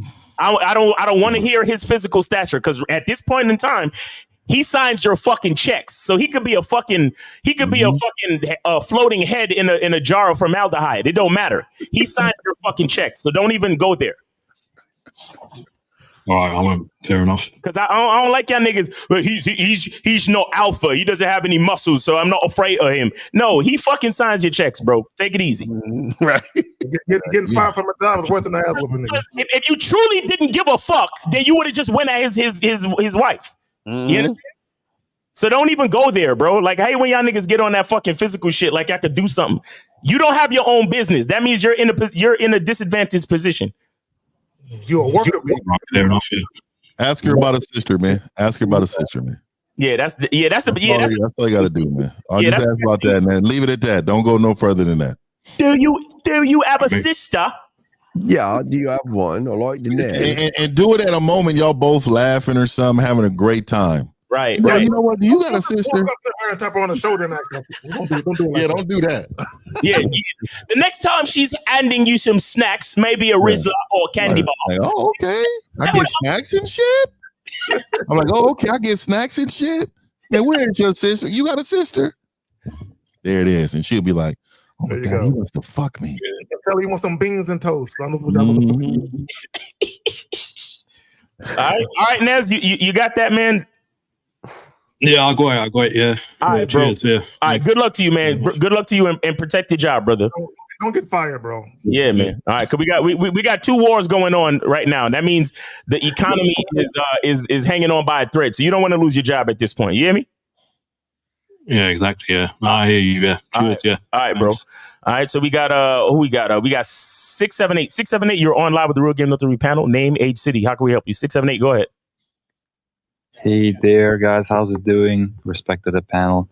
My name is Joe, and I called in earlier. I'm from Bosnia. I'm 27. Okay, Bosnia, 27. Okay, so what's on your mind, bro? Go ahead. Yeah, so I was just wondering about cohabitation with a woman. So I heard you in particular, Miles, talking about it. That's something that you don't practice, right? And I was just wondering if you were going to do it, how you would go about it, and what are the pros and cons, and wait. Why are you trying to play house with a bitch? Why I don't understand y'all guys. What's the purpose? Why do you want to live with a woman? I was just wondering, like, what is the pros and the cons? Would you ever do it? Why not to do it? Pro and a con. Why do you want to live with a woman? Well, I mean, I guess it's basically social programming, because I was, raised like that. My mother and my father lived together. You have everywhere, music, movies, it's like the social construct, I guess. Right. Okay, but okay, now that you know that, now that you're aware that it's a social construct and so on and so forth, what do you want? Well, I'm considering basically what No. I didn't ask you what you're considering. I'm asking you, what do you want? If I could choose, ideally, I wouldn't live with a woman. It would be basically like something where we would live apart and. Okay. But- So that's what you do. So Well, that's exactly what you do. Let me ask him a question. Do you, or is your family putting pressure on you or anything like that? It's not pressure. It's like just you're the usual stuff. I'm getting older. I should be finding somebody, settling down. What you're doing, caller, you are allowing your parents' opinion of how you should live your life influence you to such a way where there's an internal battle within you. Exactly. It's called a bitch community. That's a bitch community. You can't have that. Live your life and fuck everybody's opinion of it. Facts. Yeah, I does it look like somebody will call me, family, friends, and then tell me what the fuck I should be doing with my life? Do I sound like that, caller? You get what I'm saying, caller? Like, who the audacity for somebody to think they can call me and tell me what they think I should be doing with my motherfucking life? I would probably get aggressive on the phone or in person. Right. See, the only reason you should live with a woman should be based on, like Miles says, your masculine identity. If that goes or coincides with specifically what you want to do for your life, like there's a reason. Like you say, listen, I'm gonna live with a woman because I have these specific reasons that benefit me in my life and that go with my program of what I'm trying to do. All that other society shit, then you should not be doing that because it's not what you want. You understand? So you got to figure out what you want and then go down that direction. You see what I'm saying? And let me add this: don't get caught up on no in-house pussy either, because a lot of these dudes that are living with chicks, that's why they're really doing it. They want access to sex and shit, and that's a weak ass way to go if you ask me. Okay, so do any of you guys live with a woman or have lived with a woman before? Yes, I have. I have. That's how I know. That's how I know I don't want the shit. Exactly. Past tense. Yeah. Yeah. Okay. Word. Thank you guys for the. Well, Colin, let me ask you. Have you ever lived with a woman before? No, I mean I went on trips, like a few, like 3-4 days and stuff, but never. Let me ask you a question. Have you ever went on a trip and you couldn't wait to get away from that bitch? Has that ever happened to you? No, Dad. I was gonna say, did you ain't built to live with no chick, but go ahead, fam. Okay. Yeah. Thank you. All right, you're welcome, Thank you for what you do, and you're doing God's work. I'm being serious, and peace to everybody. Cheers. All right, cool, man. All right, take it easy. Thanks for calling in, brother. Bye. All right, so we got 910. You are on live with the Real Game No 3 panel. Name, age, city. How can we help you? Yo, my name is DJ, and I'm from North Carolina. All right, I just have a question. How old are you, sir? How old are you? Right? How old are you? 22. All right, go ahead. I think you hang up. This is the guy. I think you hang up. This is the guy that. Keep him on. It's the guy from Wednesday that. Oh, from Wednesday. Oh, yeah. He didn't appreciate us because we're too arrogant and we messed up his. Go ahead. I've been waiting for your call. Go ahead, brother. Go ahead. Let me mute myself. I'm gonna let Lucario get out, man. Hold on. Go ahead, caller. What's your question? Wait, hold on. Before we continue, are you speaking to us directly into your phone? Because you sound like shit, sir. Oh, I'm in my AirPod Pro. Yeah. Take out the AirPod. Take out all that shit. Speak directly. Hold up the phone to your face and speak, sir. Yo, can you hear me now? Yeah. It's a little better. It sounds a little bit better, but it sounds like you're lying. Take out the AirPods and put the phone up to your face, bro. All right. Hello. Yeah, here you go. All right, speak to us. Go ahead. Basically, I was trying to figure out how to get married because, at my age, I really don't want to, I don't know. Bitch, you can't even get a piece of even talk to you. I'm trying to figure out how to go about it. How are you, loser, listening? Okay, remember, loser, you came to us talking shit about us on Wednesday because you were watching Destiny, who was reviewing us, and you thought we were a watered down version of the red pill. And now your bitch ass is coming over here asking, how do you get married, bitch? And you're not even married to your fucking self. So what the fuck are you wasting our time for? Because we're trying to get married and have options. So I'm trying to have a woman. Then I'm trying to have options on the side, like those are options. Wait, hold on, wait. So you want to get married and then also have chicks that you fucking on the side? Is that what you're saying? Yeah, type shit.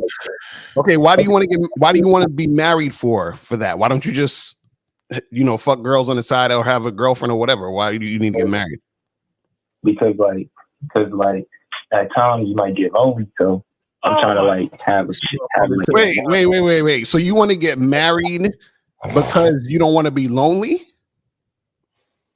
No, I want to get married because I'm trying to find that someone Bro, no. You said at times when you get lonely. Didn't you say that just now, my nigga? I said that. What I'm saying is I'm pushing 30. I don't want to be 30. He's pushing 30. This nigga 22. You're 22. What the fuck you mean you pushing 30? But in 8 years, Yo, caller, listen. These cats. Caller, listen. You know you can't be calling in like this because I can't help myself. I like stupid shit like this. So, caller, you wanna be married because you don't want to be. You said yourself you get lonely sometimes. You know that marriage is work. Nigga said lonely. Well, you say I know what that marriage is work. Is work. Like you got to put in work to make a marriage work. It's going to take work.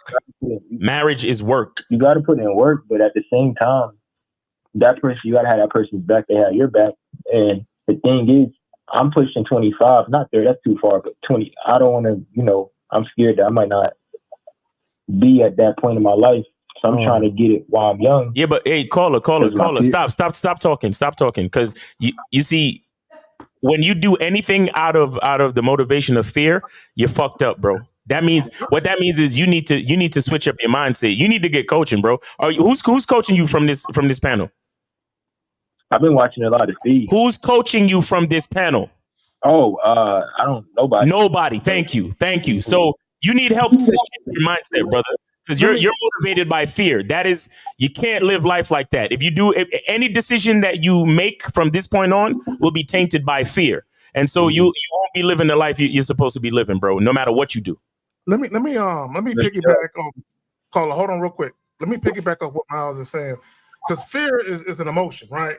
So I would say if you're motivated by any type of emotion, your feelings for a chick, love, and all that, if you're motivated to make a life decision. And that's primarily a motivating factor, how you feel about something, you almost always fuck up. There should be a logical and practical reason beyond the feeling that you're having as to why you're making a move. So yeah, you can love a woman, you can care for her deeply, and there's nothing wrong with that. But if you're making a decision to cohabitate, to get married, to have a family, put all those feelings, put them to the side, and say from a logical, pragmatic sense, does it make sense to make this move with this woman or at this time in my life? No, but what I'm saying is I'm trying to still have my options. I'm trying to do it how I'm trying to what I'm saying is I'm trying to have the options, but then I'm trying to have that one chick, but then still have options where she's sharing me, if that makes any sense. Okay, so caller, how many girls you messing with right now? None. I be texting, but a lot of them be. How many girls are you messing with right now? We need a number, sir. It's the wrong question. How many girls are you fucking right now? Fucking yes. Oh, not that many. I'm gonna be honest. No, we need a number. We need a number, sir. How many? See, let me explain something to everybody. When someone says how much, you can give a vague description of the amount. When someone says how many, that means we require a number. So caller, how many women are you dicking at the moment? About 2 or 3. About 2 or 3. This I would say he's saying he's probably one because he sees. He ain't fucking nobody. I'm trying to slowly build a rotation right now in a roster of women. I'm trying to really. Okay. I got a better question. Real quick, LaCar, I got a better question. Out of these 2 or 3 women, okay, how many times have you had sex with each of them in the past 30 days? And don't you dare lie, nigga. Lie. I haven't. They knew. They haven't. I haven't. So wait, they knew. Wait. You haven't had sex with them? At all? You haven't had sex with them? No, because a lot of times, bro, we just asked you how many girls you dicking, fucking. Bro, how many women are you? I'm not. You see that? You see my hand? Can you see my hands? How many women are you doing this with? None of them. So the answer is, the number is, say it with me. It begins with a Z. Say it. Zero. Say zero. Say it. Yo, I ain't a virgin or nothing. Nigga, I don't care.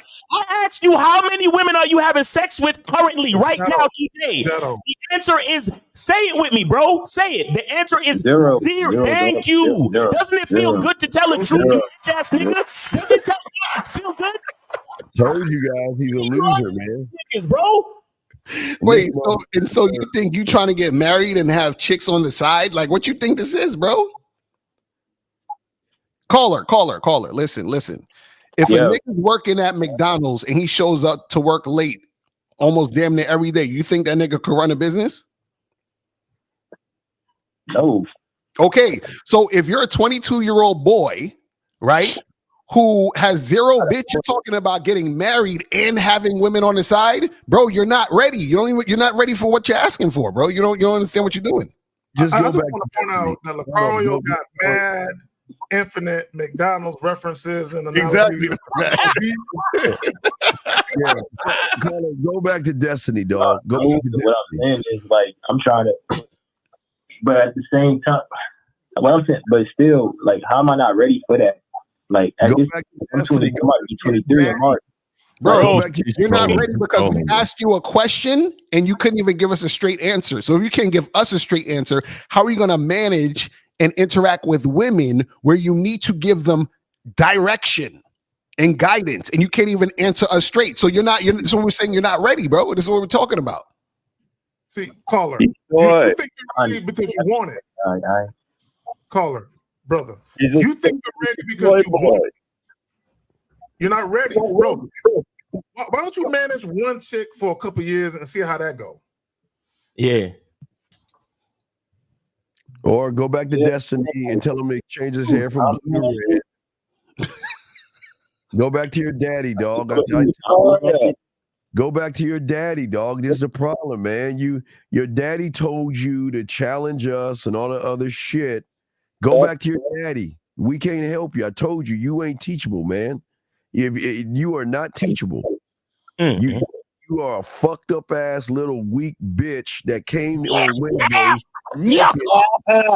Talk shit to us. Now you trying to humble yourself. Fuck you.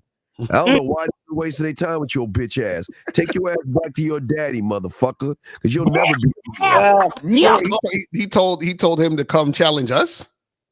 Yeah, he said he listened to Destiny, and Destiny was. So he'd come on here and challenge us because he wanted to see if Destiny was right and all this stupid shit. Wait, you mean that rainbow nigga with the blue hair? Exactly. That's the motherfucker. I'm gonna keep it a band, my nigga. Me and him can never be around or talk to each other. I go against all my beliefs in life. I feel you, dog. I feel you. Caller, listen, you're not ready, bro. You're not ready. You gotta listen. Like what K Zagan said, try to get you one chick and get a girlfriend and be with her for a few years, and then call us back. All right. Yeah, take your ass on so we can help somebody. Don't you lose time doing that type shit? Don't you lose time? What do you mean? Lose time doing that type of shit? Like, don't you like? You get one chick, you be her for years, and then you're not ready though. Caller, you said you want to get married, correct? Jesus Christ, man. I want to get married and have options like loads of chicks. Bro, if you can't handle one woman, you can't handle multiple. That's what we're trying to tell you. So we're saying go handle one woman first, and then you could think about multiple situations. That's what we're telling you. You can't handle yourself, Lucario. You're fucked, kid. You're fucked. Hey, kid, let me tell you something. You're fucked. You're going to be a 30-year-old loser just like you're a 22-year-old loser. You're fucked. So you know what you need to do? Wait like that truck driver. Go do a job and then let us know her address so one of us on this panel can fuck your woman the right way because you're fucked. Loser. How am I fucked? Wait, How do you? First of all, how do you want multiple bitches and you're not even fucking one now? Exactly. Exactly. That just don't add up. I don't understand. Like I've been around. No, listen, I'm not a virgin. What I'm saying is, not a virgin. Okay. Bro, caller. What I'm You know saying what? I got a better question. Have you ever had a situation where you had sex with multiple chicks multiple times within the same month? Fuck no. Yes. Yes. I'm not, Yes. why would I lie? Yes. So caller. Why don't you have any women right now? Say I'm a loser, caller. Because I'm trying to build a roster, but it's hard to build a roster. Nigga, if it's hard to build, what are you talking about? You listen, you said you want multiple women. Now you saying it's hard to build a roster, but then previously you just said that you fucked multiple women in a month. Basically, let me explain why, Mr. Carter. Basically, I can get 3 women, right? Then one to drop, then have to go and put another third back on. It's hard to build like a multiple woman roster. Like, all right, cool. Caller. You know what it is? So let's do this. What is the longest you kept 2 or more women in rotation at the same exact time? What's the longest? A couple of weeks? I'm gonna say like about a day or 2. That's it. A whole day. Oh my God! Oh boy, let me give you a star. I mean, Miles, I'm gonna go and give him his star on his board. Here you go. Do it. Yo, listen. Like a week or 2. This nigga said a day. You know what I'm saying? Listen. Whoever's paying y'all to call in with this crazy shit, tell them I said thank you because this is hilarious. Tell your dad we said thank you. Go back to Destiny and tell him, man, I was around some men and they told me I wasn't shit. No more. I don't watch the dude no more. I don't know anybody can watch that. A day. Oh my God, that's hilarious. He had the nerve to call up. He had the nerve to call up and challenge us. Mostly. That's it. So, Carl, let me ask you a question. Why would a woman want to marry you and be on your roster?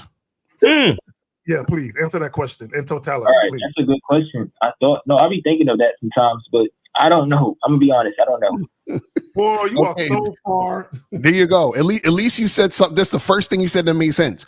So the thing is, the fact that you don't know is the reason why you need coaching, bro. That's exactly why you need coaching. I would recommend that you fuck with Miles in the masculine identity because you don't know who you are. Because if you knew who you are, you know what I'm saying, or who you are, you would say why women would want to fuck with you. I am in college. I'm just trying to like graduate pretty much right now. We understand that you're young. We understand that at 22 you're still trying to find yourself. What we're trying to tell you is what you want out of life right now, you're not ready for until you found yourself. You're not ready. But Zach, you're not ready. You're right, Zach, but he's not teachable. He is challenging the person, telling him to put the code on because he feels the person putting the code on ain't shit. He feels that you motherfuckers ain't shit. You motherfuckers ain't got game. Where are your receipts and all that other shit? Fuck this motherfucker. Now we get to someone we can help. You stay a loser. You don't even have to dress up for Halloween. Just knock on the door and be like, oh shit, you're a loser. Here's a candy. Why do people got to be that jerk in every situation? Like, he said, go ask yourself. I'm being normal right now, and you're just being an asshole for no reason. Why do you have to be a jerk in every situation? No, because you know what? Every time we go yelling, like I didn't even do that. I'm glad he didn't say mean. I thought he was gonna say, "Why you being mean?" I'm glad he didn't say that shit. Bitch ass. How dare him call us on Wednesday challenging us? He can't even sit at the table. And fuck you, loser. Yo, this shit too funny. Oh my goodness. All right, you know what? Do you want an apology? I'm sorry, Steve. You came here on Wednesday and disrespected everybody on this panel. Okay. No, I had maybe it's how I came up. I had questions and how to word the problem. No, you were talking shit to all of us. Nope, don't work that way, motherfucker. Caller. I can tell you right now, if you try to hit Steve up, he ain't gonna fuck with you. No, don't come over this motherfucker. Miles might consider you for the masculine identity. I don't know if he will or not, but he said, "Nigga, not me." Motherfucker. I just watched a review here, guy. He told me that y'all are a watered down version of the red pill. You don't know anything about women. Fuck you, loser. That's crazy. So, caller, you are a pariah. Come to this panel. Ain't nobody trying to fuck with you, dog. No one wants to fuck with you, so go back to Disney. Get your bitch ass over there. Follow the losers. Follow the losers. I don't even watch Destiny. I don't watch Destiny. Follow the losers. Follow the losers. All right, caller. Hey, man. Did you get all your questions answered? The bottom line is, if you want a roster, you have to first learn how to have one consistent woman on the team. All right, bro. That's really the answer to the question. All right, man. So you got to work on that, bro. All right. No problem. Also, before I go, tell big homie Steve to chill. All right. Respectfully. All right. Anyway, we appreciate the call, brother. Take care. All right, now. Yeah, definitely. All right. We got 678. You're on live with the Real Game No Therapy panel. Name, age, city. How can we help you? Hello, y'all talking to me? Oh shit. Yeah. 678. Yeah. What's going on with you, bro? Yeah, my name is Marshall. 22. I'm from Atlanta, dog. All right. What's up, Marshall? How old are you, sir? I'm 22, dog. 22. All right. So what's your question? How can we help you today? Man, I had got kicked out of that motherfucking church, man. They talking about some goddamn, the goddamn preacher wife was feeling me a little bit. And then I ain't even do nothing with the bit, though. You see what I'm saying? And they had kicked me out the church. And I was trying to explain to the pastor, because he a homie of mine, you know what I'm saying? Like, he been, Sir, he helped me out when I was homeless and shit. Sir, do you know there's a church on every damn corner in your neighborhood? So why don't you just go to another church and charge it? Man, but the nigga was a homie, though. I ain't want to lose a homie over a bit. Who gives a fuck? Why don't you go to another church? Why the fuck are you losers fucking can't just listen? Think. Go to another church. Steve, you're right. But I'm curious, though. So why would your homie think you was fucking with a chick? What was you doing? Shit, man, I was just being me, man. No. What were you doing? What were you doing involving his woman that made him think? Are you talking to her on the side? Like, what's going on with the situation? No, we stayed together. I was homeless and he had let me stay in the crib. Oh shit. Okay. Keep going. What happened? So what happened when y'all was in the crib? So, these folk, they super religious. You know what I'm saying? They like to take the Bible, they like to twist it and put it in their own favor. And I ain't saying that they bad folk. You know what I'm saying? Like, they some good folk. But whenever niggas like try to preach certain shit, I'm not the type to just go with what everybody say. I speak my mind. And she was feeling that type of shit. And, in what way was she feeling that? In sideways or nothing like that. Is the caller black? I don't know. I thought he was Mexican. Are you black? Y'all niggas funny as fuck, man. No, I'm saying, are you black though? Are you black though?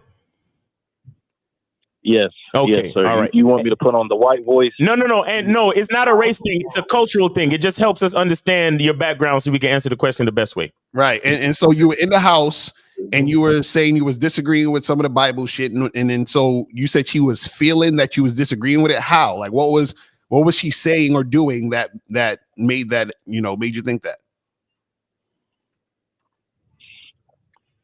I might crack like some jokes here and there. You know what I'm saying? They'll say some shit like, a woman need to do this and a woman need to do that or whatever. And like a lot of the times it'll be like domestic shit around the house.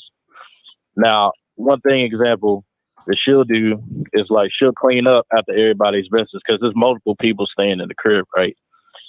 And I get irritated when people like touch my shit a certain way. Like I'll pick up after my damn. Wait.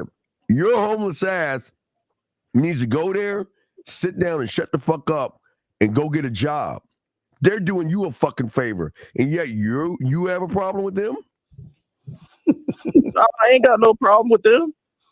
So get to the part where she's doing something that makes her husband think you trying to get at his girl.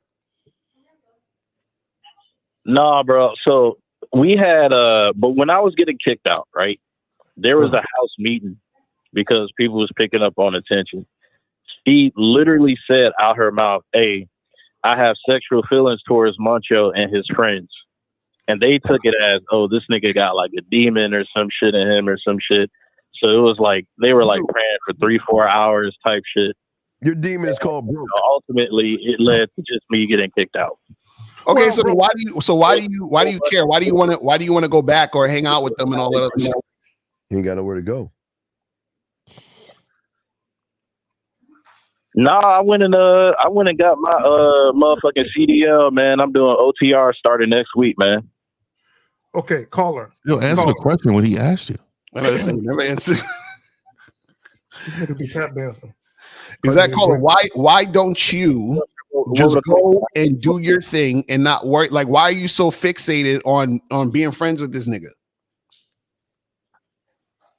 Because it's an honor. Like if you fuck with me, I'ma fuck with you, man. Like this nigga, he helped me out when my own family helped me out. You know what I'm saying? But so it's bad to see some shit fold over a bitch. Caller. Okay, here's the thing, and I want you to understand something. Okay, this is what you did. Okay, and you didn't realize it, right? You came into this man's house. He has a certain way that he runs his house. He has a certain way that he wants his wife to follow him. You came in there, turning everything upside down with your beliefs, telling him, well, I don't agree with that in his own home. Right? I think it was something deeper than that, though, Zach. I think the nigga was walking around with small shorts on. Mm-hmm. The nigga's probably sitting on the couch, no shirt on, complimenting his wife. He probably saw his nigga's eyes looking at the nigga wife. Can we keep it real, caller? Keep it a stack in terms of, hey man, ask away, man. I'll keep it a stack. So, bro, was you walking around that motherfucker with no shirt on and doing shit like that?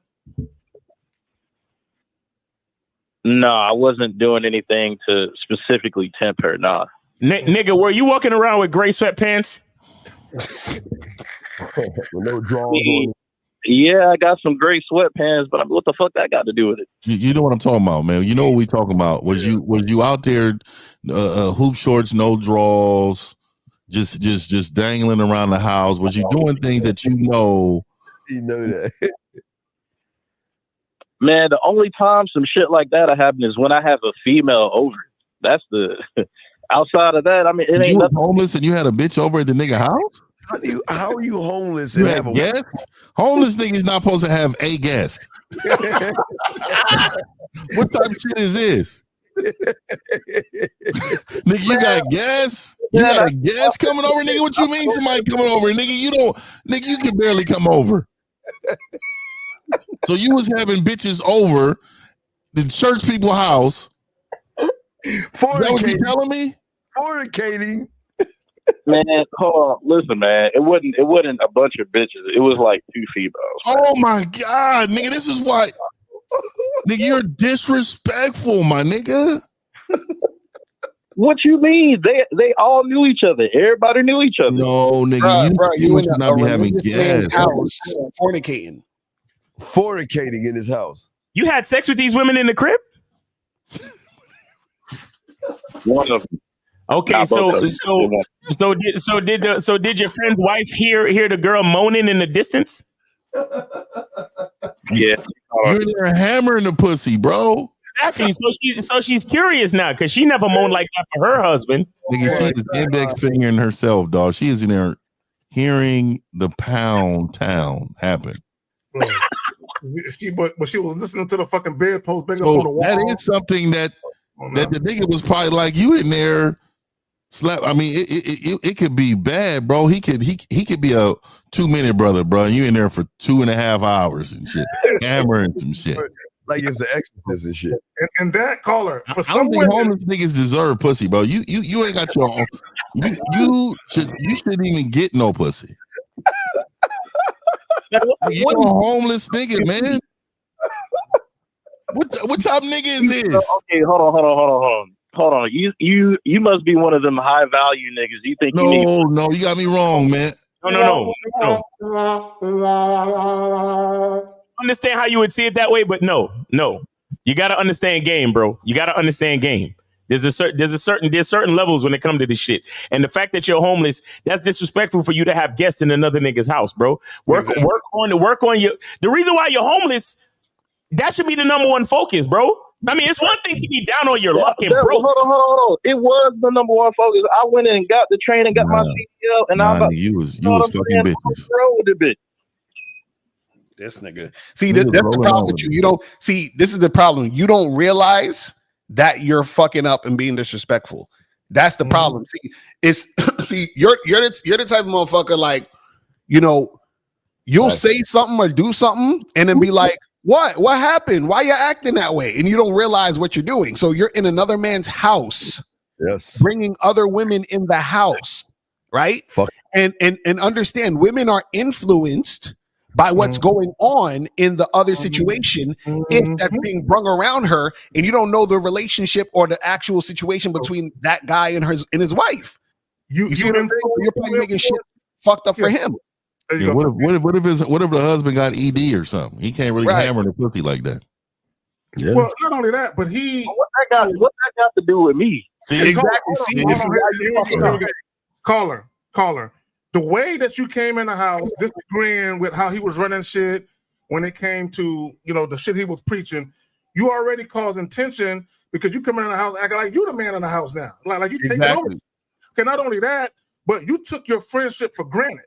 Okay, you thought it was cool. You know what I'm saying? For you to do what you was doing because y'all was so-called buddies and shit. Disrespectful. But I never changed who I was, where I was in the house, where I was out the house, wherever I go. You don't Caller, you're not understanding.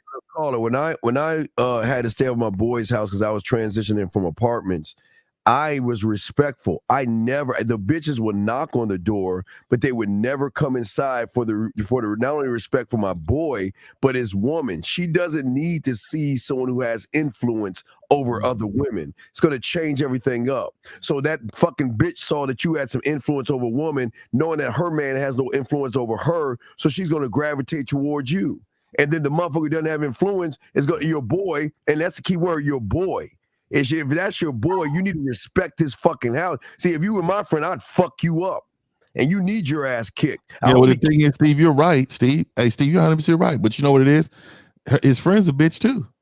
Yeah. Because, nigga, if you didn't even told me you got a bitch on the way, we had to fade.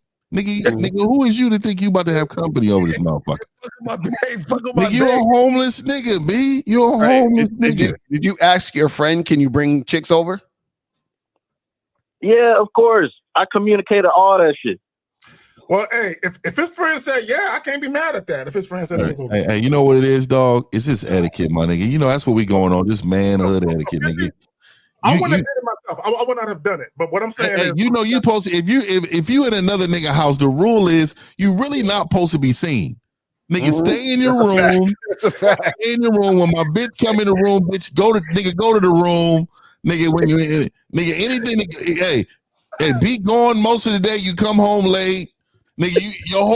Your whole life should look like you're trying to get a job and get the fuck out of there.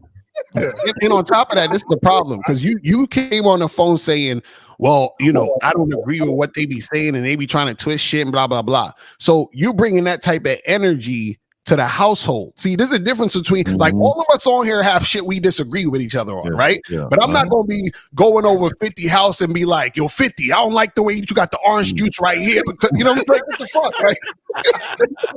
That's crazy. Like, what are we talking about here, man? For real, though.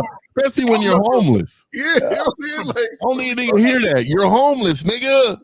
I remember hearing a story about Pimp C. And Zero, the rapper from yeah, we know who Pimp C is, nigga. No, I'm talking about Zero. Zero was staying at his house. Okay. And Pimp C told the nigga, "Hey man, here's the blanket and the pillow. Your bed's right there on the couch." And the dude is like looking at him, he's like, "Yeah, nigga. When I go to bed, everybody in the house go to bed, including my ass, nigga." So right. The nigga looking at him like, this nigga just put me to bed. Like, you in that man's house, his rules. You don't argue with that. Exactly. Why is he in dinner? Why are you at the dinner table? You don't deserve their food. Why are you at the dinner table? Yeah, man. Why you at the dinner table? I can't stand this homeless entitlement, nigga. What the fuck is going on out here? You eat their food. That's not your food. You're supposed to be sitting there. Nigga, you better be lucky to eat leftovers, nigga. You never eat the current day food, nigga. You eat leftovers from the past day. He should wait and then dig in the trash like he would have if he wasn't at his place. He should be digging in the Y'all wild, man. Caller, listen, caller. Are you? I was about to pull a 1950. What have you learned? Nah. What have you learned today? Yeah. Get him 50. Hey, so caller, what have you learned today? What have you learned? Man, I learned that whoever the fuck that light skinned nigga is in the top left corner, man, he wildin', man. I'm not light skinned. Man, well, you are kind of like a butterscotch nigga. Nigga, what the fuck? It's your butterscotch.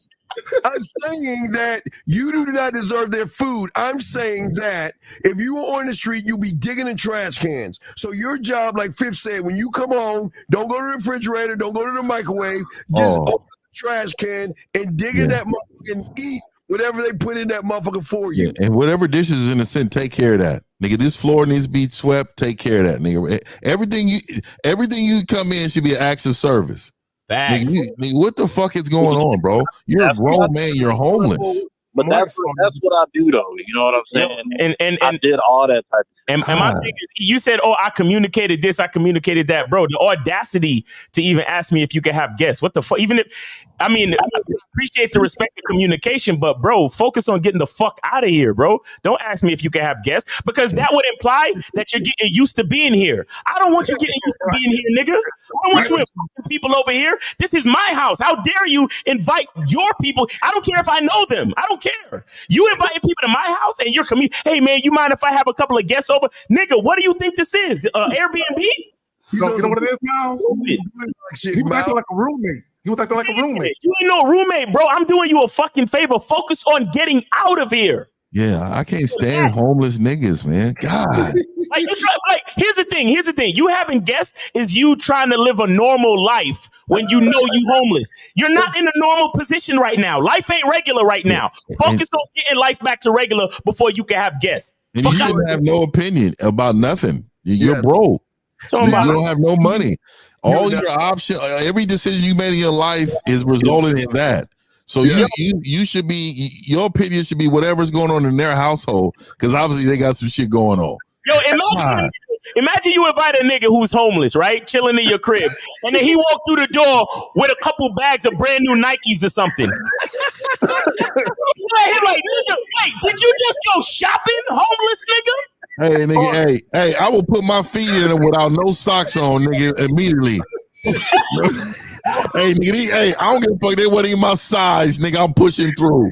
Yo, imagine a nigga come home with some fresh Jordans and pick them up on your coffee table, put his feet up on your furniture, and he homeless. Talking about, well, I just got my first check, so I decided to treat myself. Nigga, stack that bread and get your fucking apartment and get the fuck out my place. What are we doing? Hey, Steve. He think he want the big chicken piece of chicken. He gonna complain about it.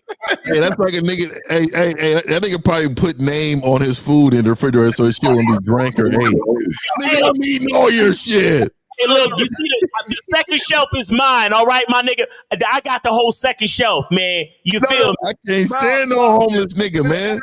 I hear they take a shit and they mark with their shit stains and put it in the refrigerator because they don't have a refrigerator. Hey, could you imagine a nigga shitting in your house? It's not even supposed to be in your house. Nigga, I'll probably tell this nigga, you need to go to the gas station and shit. Only number ones that when you're homeless in this house. Nigga. Bro, if you homeless, bro, your number one focus is to get back into having a home. Nah, you ain't having no guests. You ain't going shopping. Nigga, bro, what are you doing? What are you doing? Hey, did you come with one bag or where was your shit at? Hey, look, man, you always talking to a nigga that ain't got no shit. I done said it plenty of times. I'm going to say it again. Wait. Call it. How the fuck are you talking to us? It ain't a situation like that. How are you talking to us and you're homeless? Yeah, for real. They got the Obama phone. You got the Obama phone. You know, Obama gives free phones to homeless. Wait, hold on. You said you got a job. You about to start making $75K, right? That what you just said? Yeah, man, I'm on some flatbed shit. I just got my CDL. Okay, cool. Did you move out yet? Did you get your own place yet? Yeah. Okay, good. Now, your original question was, what's the problem with the wife, or what was your original? No. I was like, how do I fix the situation between me and the homie? Oh, you and the homie. Something happened, dog. Something happened. I don't give a fuck what this nigga telling us, bro. You something happened. Out, I understand.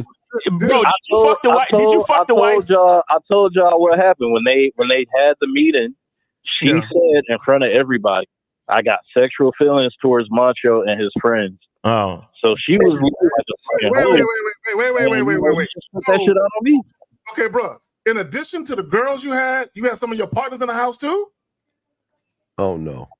Nah, this was all niggas that we all knew from the Bible study. Okay. Yeah, it's just other people. How did this topic come up? She just randomly said that? Yeah. Nah, man, people was noticing tension around the house. So there it is, bro. That's what I'm saying. You ain't telling us what the tension You're not was. telling us Shit what's up, out, bro. man. Come on, stop, man. See, and that's why he want to work shit out, because it's something he did that caused that situation, that caused that conversation, but he's not telling us what he did, because he's like, yo, how do I make this right with my homie? Because if she just said that on her own and you ain't do shit, there's nothing you need to make right with your homie, because you ain't do shit. Yeah, right? Before we let you go, we're gonna say a prayer. Dear Heavenly Father, let Montrose never be homeless again, because he don't know how to act in niggas' houses. Can't stand homeless niggas, man. God, broke niggas. Let's hope Montrose can maintain his $75K a year job with his CDL, and may he never be broke again. And went from 0 to 75K. I just don't believe this story, dog. It's something about. And may he never wear. Hold on. Look up the company, Maverick Trucking. Ooh. No. Trucking nigga. Oh my God. Cool. Hey, look. This nigga probably fucked this nigga's bitch, bro. That's what I'm thinking. I know the problem is. I'm thinking that too. Because he's homeless. My mama ain't fuck that nigga bitch. Man. Okay. Because you're homeless, you went in his bathroom and did the thing that you did in homeless shelters. And had to put shit all around the bathroom and then clean up after yourself. That's what you did. And that's what pissed him off. Nigga, I was never in a homeless shelter, man. I went. You was. That's what they gave you accommodations of a homeless shelter. You just had a better location, nigga, but you was homeless and they sheltered you. Oh wait, caller, real quick before you go. How are you gonna make it right with your homie when his woman said something how she feels about you? How would you make that right? Yeah, that's crazy. You can't make it right? It's like the nigga responded with his ego, man. Like instead of like seeing me as his homie, he saw me as a competitor and started competing with me. Caller. This is what his woman admitted out loud that she had sexual feelings. You are competition to him in that moment. So you can't. It wasn't just me. It was a bunch of niggas. I was just the one that was Caller. Look, a whole bunch of niggas. Oh, caller. So let me ask you a question. Do you want to be friends with a bitch ass nigga? Yeah. See. Huh? What's the silence about? I mean, look, man. Of course not. But damn. Bro, listen. Hey, caller. As a man, there's something that we gotta accept as men. People are in our lives for a season. That man was there to help you through your time of need, being homeless, and it didn't end the way you wanted it to end. Cool, but now you got your situation straight, and he helped you for the time he was supposed to help you. And now that his time in your life is over, bro, move on, bro. Just move on. That's the answer to your question. All right, bro. This is what I would say to you. You can't fix it. Now, on the way out the door when you was packing your shit, what you could have told him is, hey, my bad, man. I didn't mean to come into your home and cause turmoil in your home. My bad. And now, but it's not about making it right.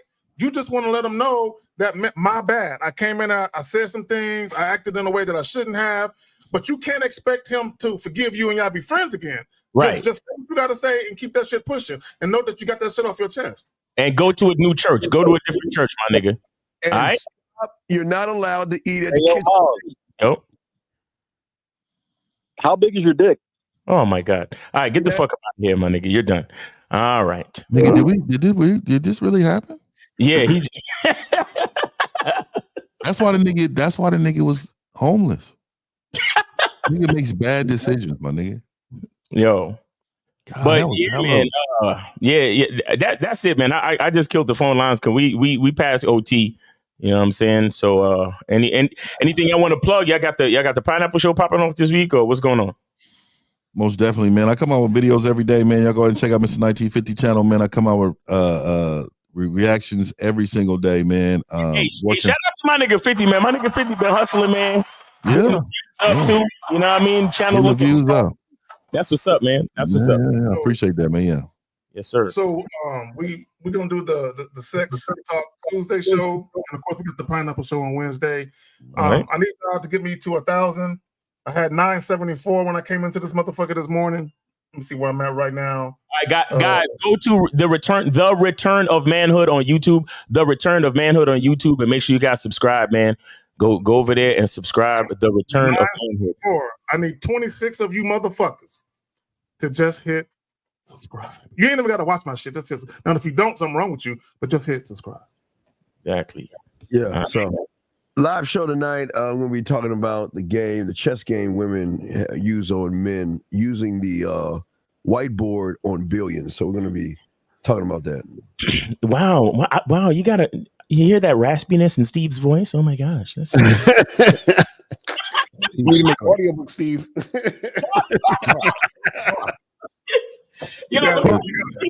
Steve gonna start an OnlyFans just by using his voice. Yeah, the light skinned motherfucker, the light skinned guy in the corner. No, butterscotch. Right, K-Zach? Butterscotch. Hey, did Zach call him butterscotch? Oh, my nigga, B. Are we for real? I'm not. Zag, my nigga. My nigga really looked at his tone and said, when I'm alone butterscotch. and I stare at the wall, I need love. God. That nigga related his nigga's skin tone to something sweet.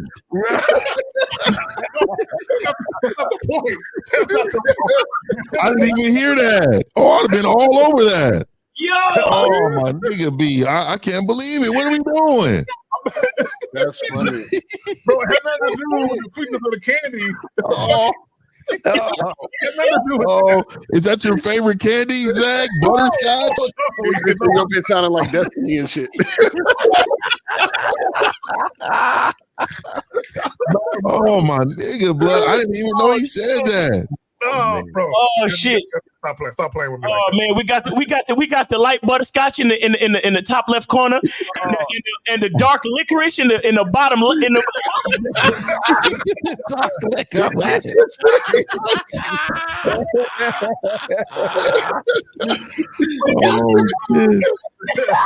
Oh shit! No, Hold on real quick. Hey, hold on. Hey, all y'all in the chat, y'all better miss me with all them zesty comments. Fuck y'all got me fucked up. Yo, we got all the shades. We got 50 shades of brown in this bitch. that nigga B. Y'all some funny niggas, man. It's an entertaining Sunday, nigga. Entertaining Sundays, nigga. Oh, thank you. Shout out to the chat. Shout out to all the callers, man. That has been Real Game No Theory. Look out. We're gonna do another prime time Real Game No Theory, but so look out for that pretty soon, man. But yeah, appreciate every last one of y'all. And remember, man. Hey, y'all can't tell the night calls are way different than the day calls, nigga. Yeah, the white Shit get wild. Crazy. Shit get wild in the nighttime, for real. The freaks come out at night, for real. Oh my God. Shout out to Silverback Lifestyle. Shout out to the Bad Boy membership. Shout out to the Man Mindset and the Return of Manhood, and of course the Masculine Identity membership. Make sure y'all subscribe. We appreciate y'all. Y'all have a great week, man. Peace. Hey, y'all chill out, man. Peace out, man. Peace.